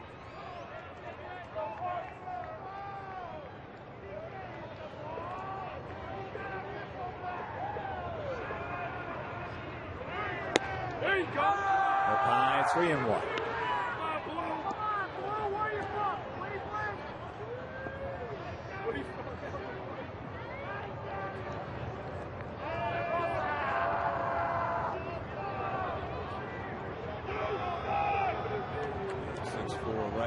Kicks. Ball hit hard by Tien. Well, he was guarding the line, and that ball went to his left, and you can live with that one because it's a base hit. And when you play no doubles defense, this is what you risk. I'm just glad he didn't get it up.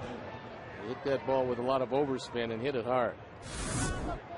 That'll bring up Laporta. He's 2 for 3. A single, a double, a strikeout, and an intentional walk.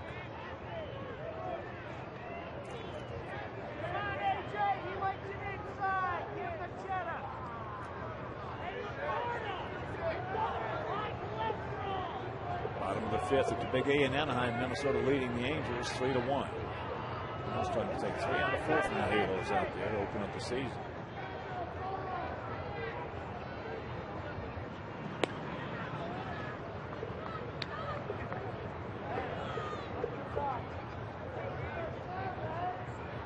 you're just getting home tuning in, we will have the Twins coming to town tomorrow night. First of a 3-game weekend set. Johnny Dykes against Francisco Liriano. So make your plans to be with us right here at USA Field.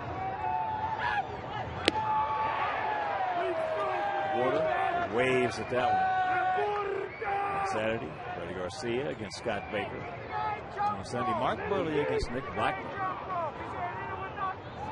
Tomorrow's game, if you can't make it to the ballpark, will be over WCIU Channel 26 on Saturday. Right back here on Comcast Sportsnet. And on Sunday, WGN.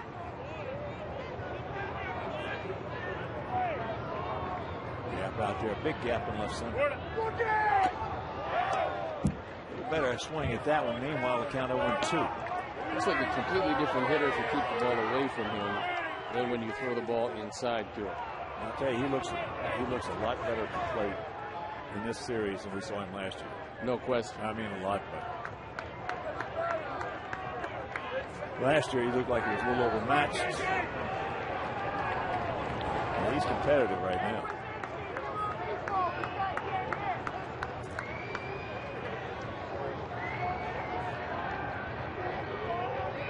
2 pitch. Got him. He gone. And that'll retire the side. So J.J. Putz comes on, gives up the single, then strikes out Laporta. We go to the bottom of the 10th. Pierzynski to lead it off.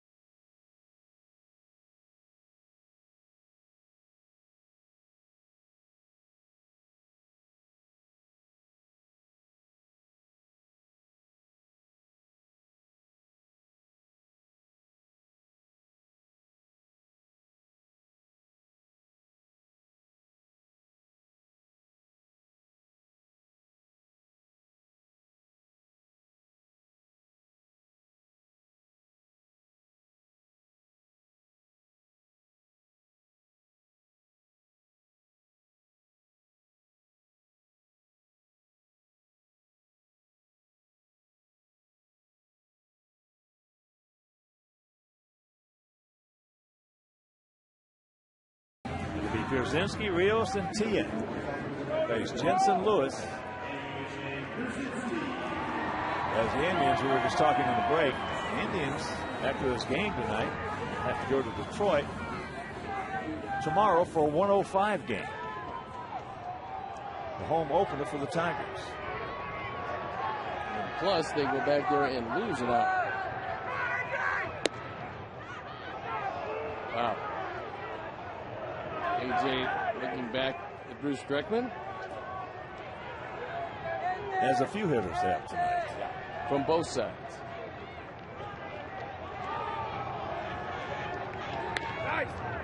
There's a chopper foul very quickly. The count 0-2.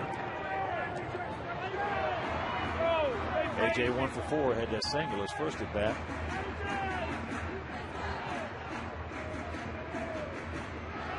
Sizemore very deep in center field. In fact, they're fairly deep all the way around for AJ.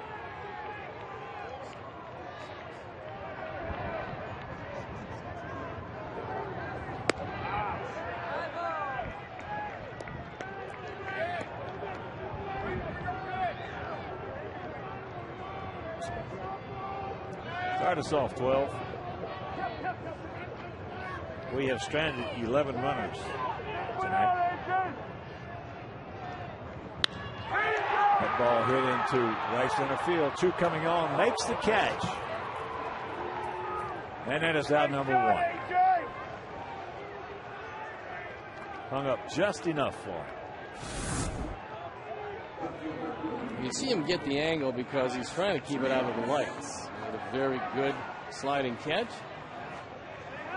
AJ hits this ball awfully hard. And unfortunately, to the wrong guy.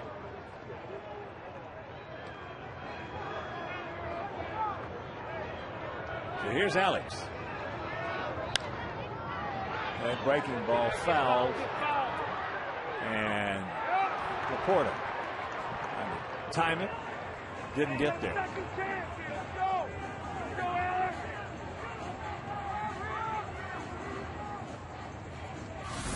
This would have been a tough catch, but it's one that he might have had. Fortunately, Alex gets another life, because he slowed down well before he got to the wall and then came up a little short on the grab.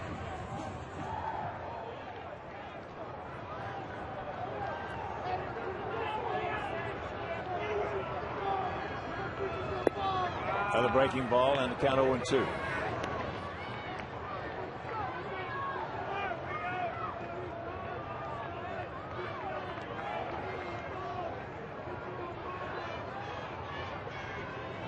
Sizemore really deep in center.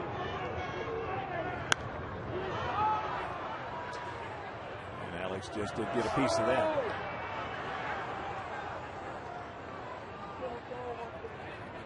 35 degrees or so, that's what it looks like if you've been here from the beginning.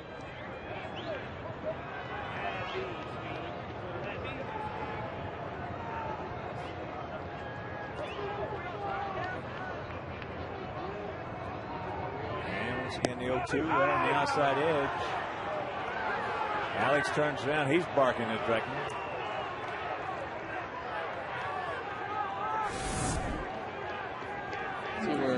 Marson sets up and he catches it poorly.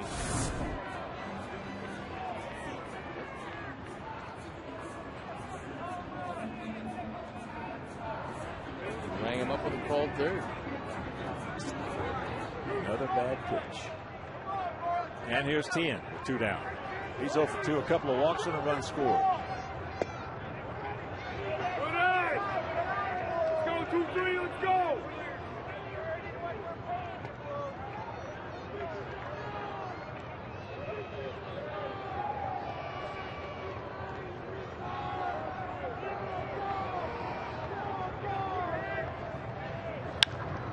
Right off the end of the bat, slowly hit down to Peralta very quickly up, and an easy inning right there for Jensen Lewis, and we're into the 11th.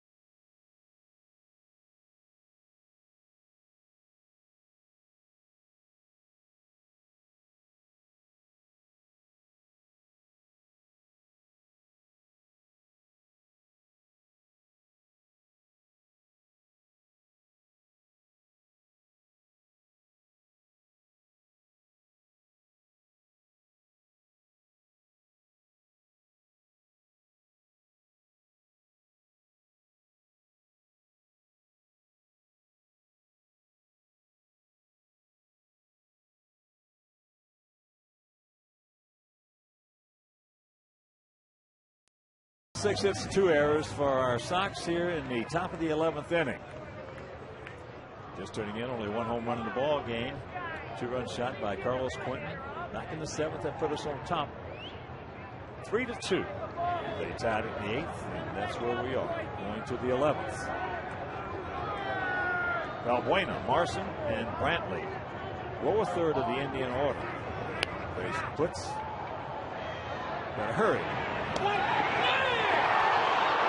Close play.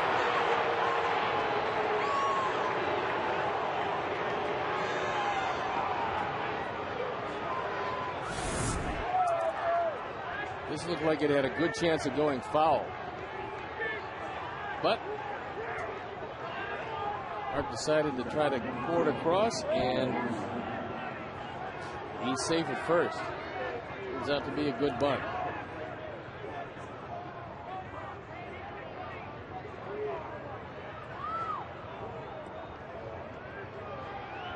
Close play, just beats it out. So good speed aboard. And here's Marson. He is 0 for 4. And Kean is back even with the bag.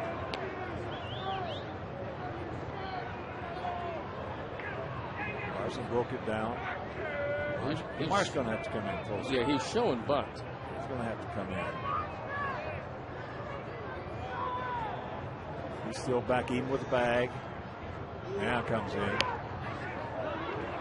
Does get the job done. So they sacrifice 1-4.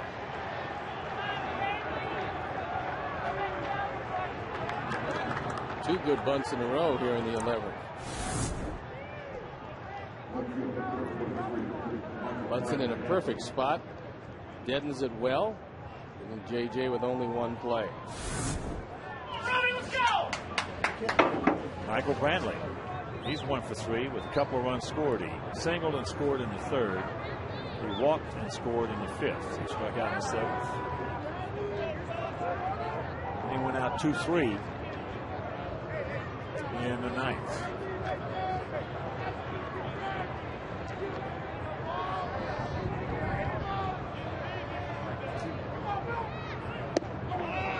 First pitch strike. 15 strikeouts the Sox have, pitching staff has tonight.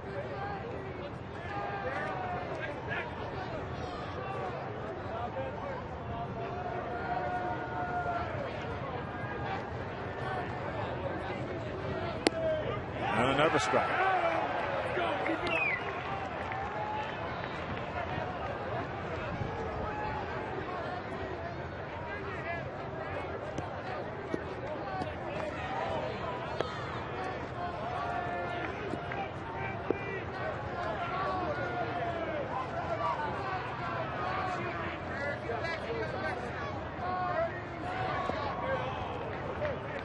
Put her in the dirt.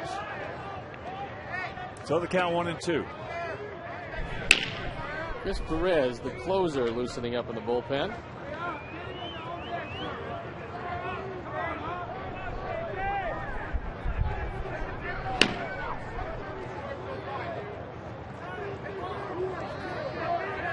Gap out there in right center. Nice block by AJ. Well, you know when you call a splitter, the best of them wind up in the dirt. And AJ is blocked too very nicely.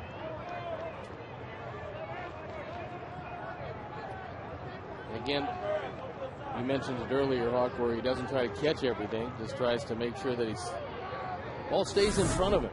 Dribbles out in front, make sure that the runner can't advance. Well, the worst thing you can do is try to catch him, because you're going to knock him away most of the time.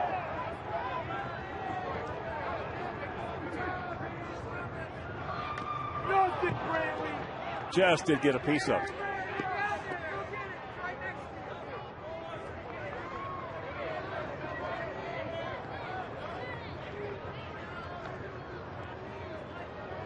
As Drupal Cabrera, the on-deck hitter.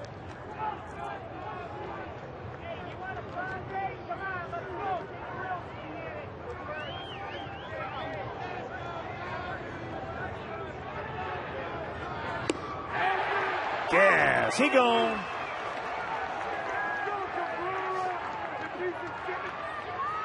set him up with splitters and then blew him away with a high fastball. Brantley a little tardy on that one.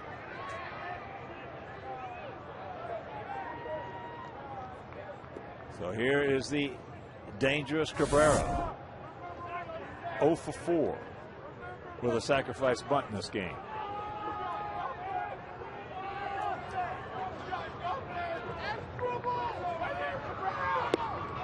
Takes first pitch strike.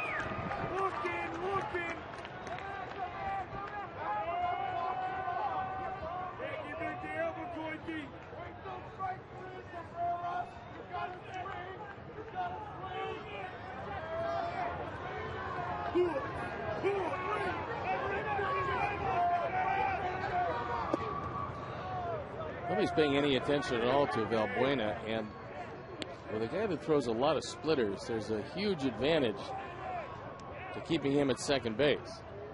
He winds up at third. A lot of pressure will fall to AJ to block everything. And it also falls to JJ. Well, right now, that lead is a third of the way to third base.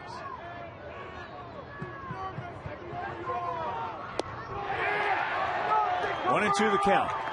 Well, Gordon can't do anything about it. It's got to be Alexi. No, Alexi's the one. He's the one that's got to just make some token moves in there. Anything. Throw your hat at it. Do something. There he goes. 1-2 pitch.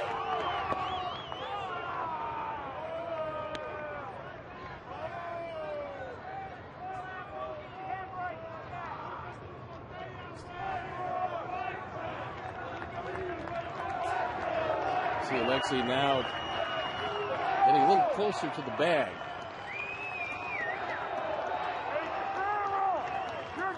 Two out, 2 balls, 2 strikes. And that's trouble.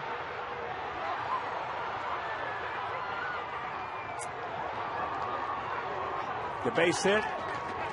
Valbuena scores. And the Indians lead it 4-3. First RBI of the year for Cabrera.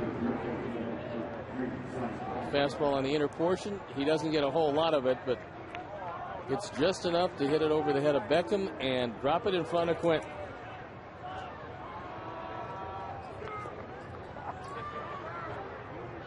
Now you still got good speed at first. And that bunt single to lead off the inning comes around and jumps up and bites us right in the behind. Yes, here is Sizemore.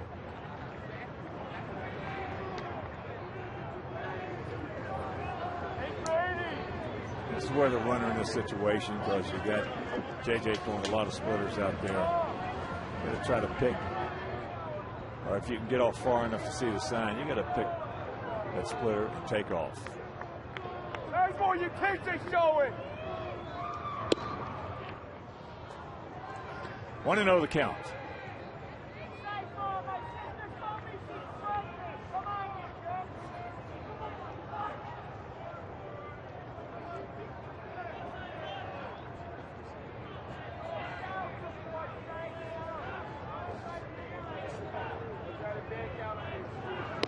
Another toss.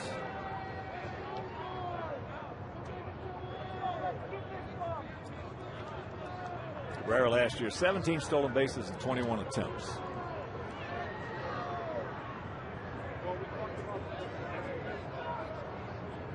Decent lead.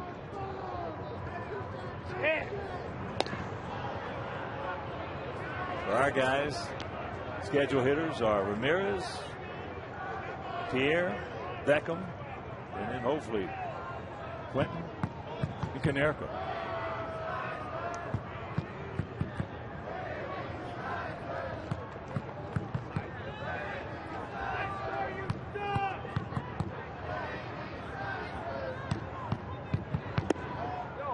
Way high and wide, 2-0.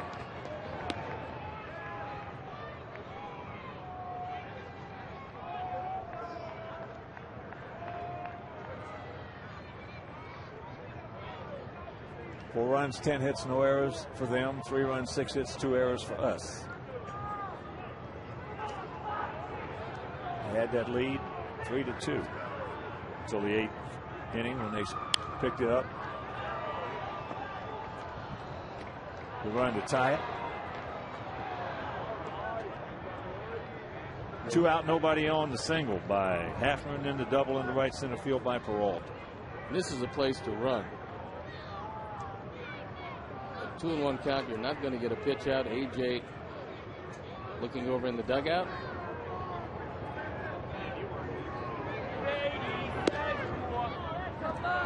Fake the run. Pitch high and away. 3-1 to count.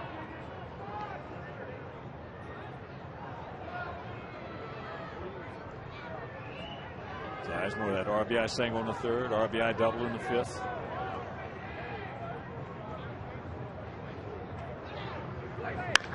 That ball's handled. Well, they get a decent carry on here, but they're going to weigh Sizemore around. And there's a 5-3 Indian lead. Second double of the night for Sizemore as he drives in his 3rd run of the night. And the Indians lead by 2. Big night for Grady Sizemore. And you see it graphically illustrated why Manny Acta decided to put him in the 2 spot and lead off with Cabrera. Well, he drove in 2 big ones last night.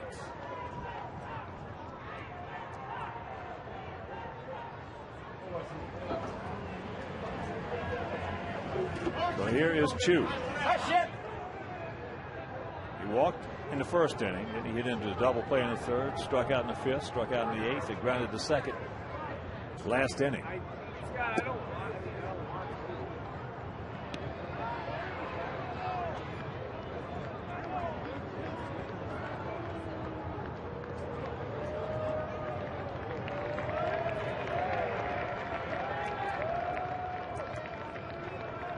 Well, we had a couple of chances earlier in the game to put some points on the board and didn't do it.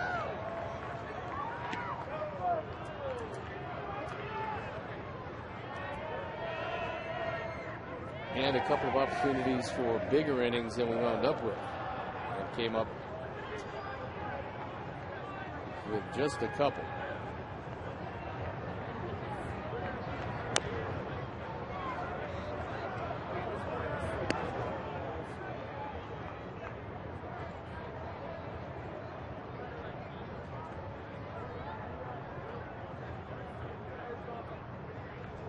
Oh, 1-2 the count.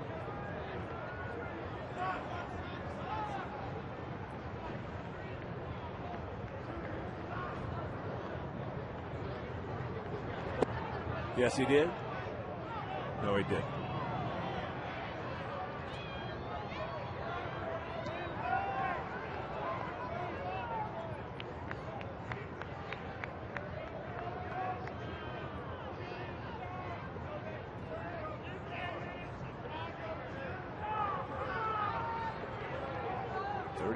Degrees with 11:02. And that's high.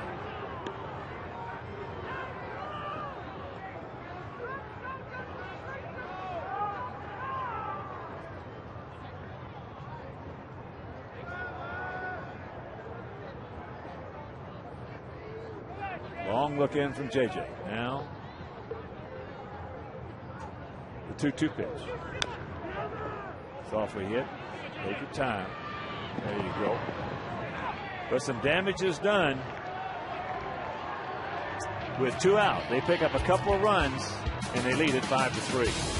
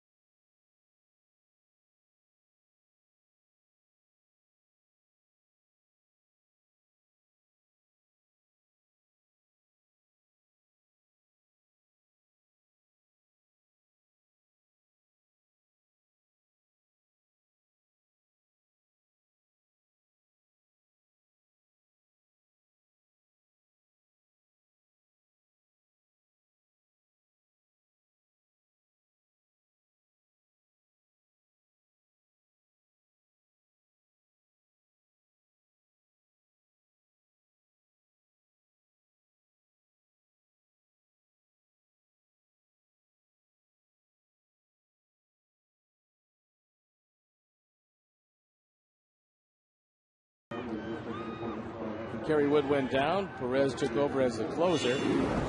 And it's in that capacity that he will stay. Coming over from the Cardinals in deal. That sent Mark DeRosa there. Another young pitcher named Jess Todd was declared to be named later. And Alexei to lead it off. Perez, 24-year-old right-hander, takes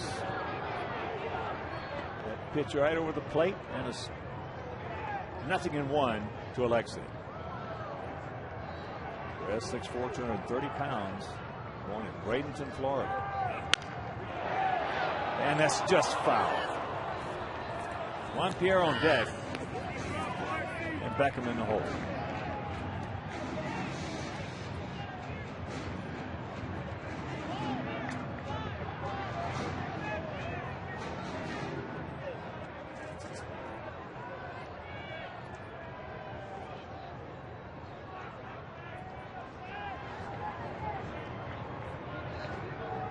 Alexei 1 for 4 tonight with 3 strikeouts.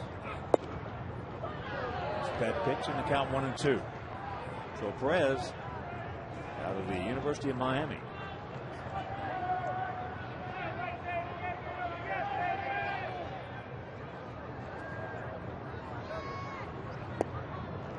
Big breaker and the count 2-2.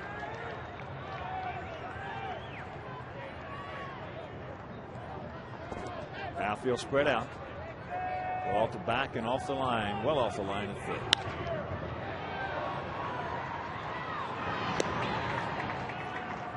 Big out, first man down.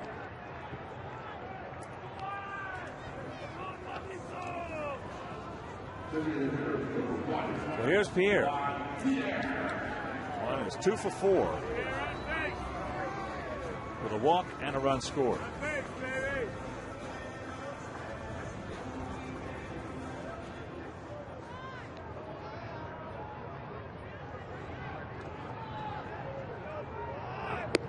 Takes first pitch strike.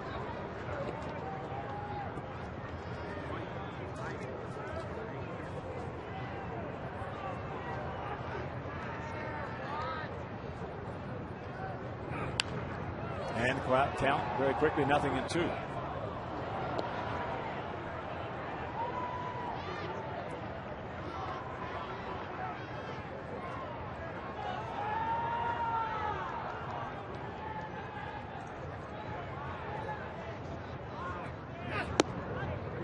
A little bit high. Once again, a reminder, tomorrow night, Johnny Dax against Francisco Liriano. First of that 3-game set against the Minnesota Twins. So make your plans to be with us. If you can't, that game will be over WCIU.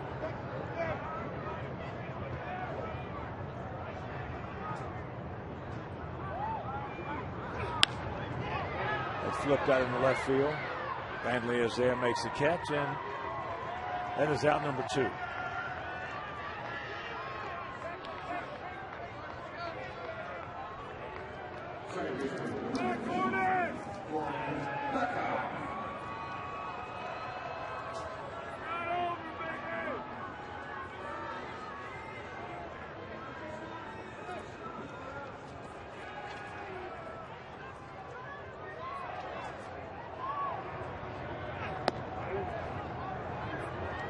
So it's up to Gordon to keep it going. He's 1 for 3 with a couple of sacrifice bunts tonight. Chris Perez just keeps pumping strikes.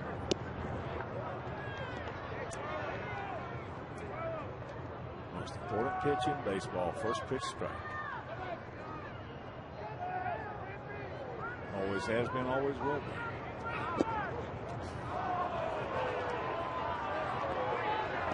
We are down to our last bullet. 2 out, 1-2 the count.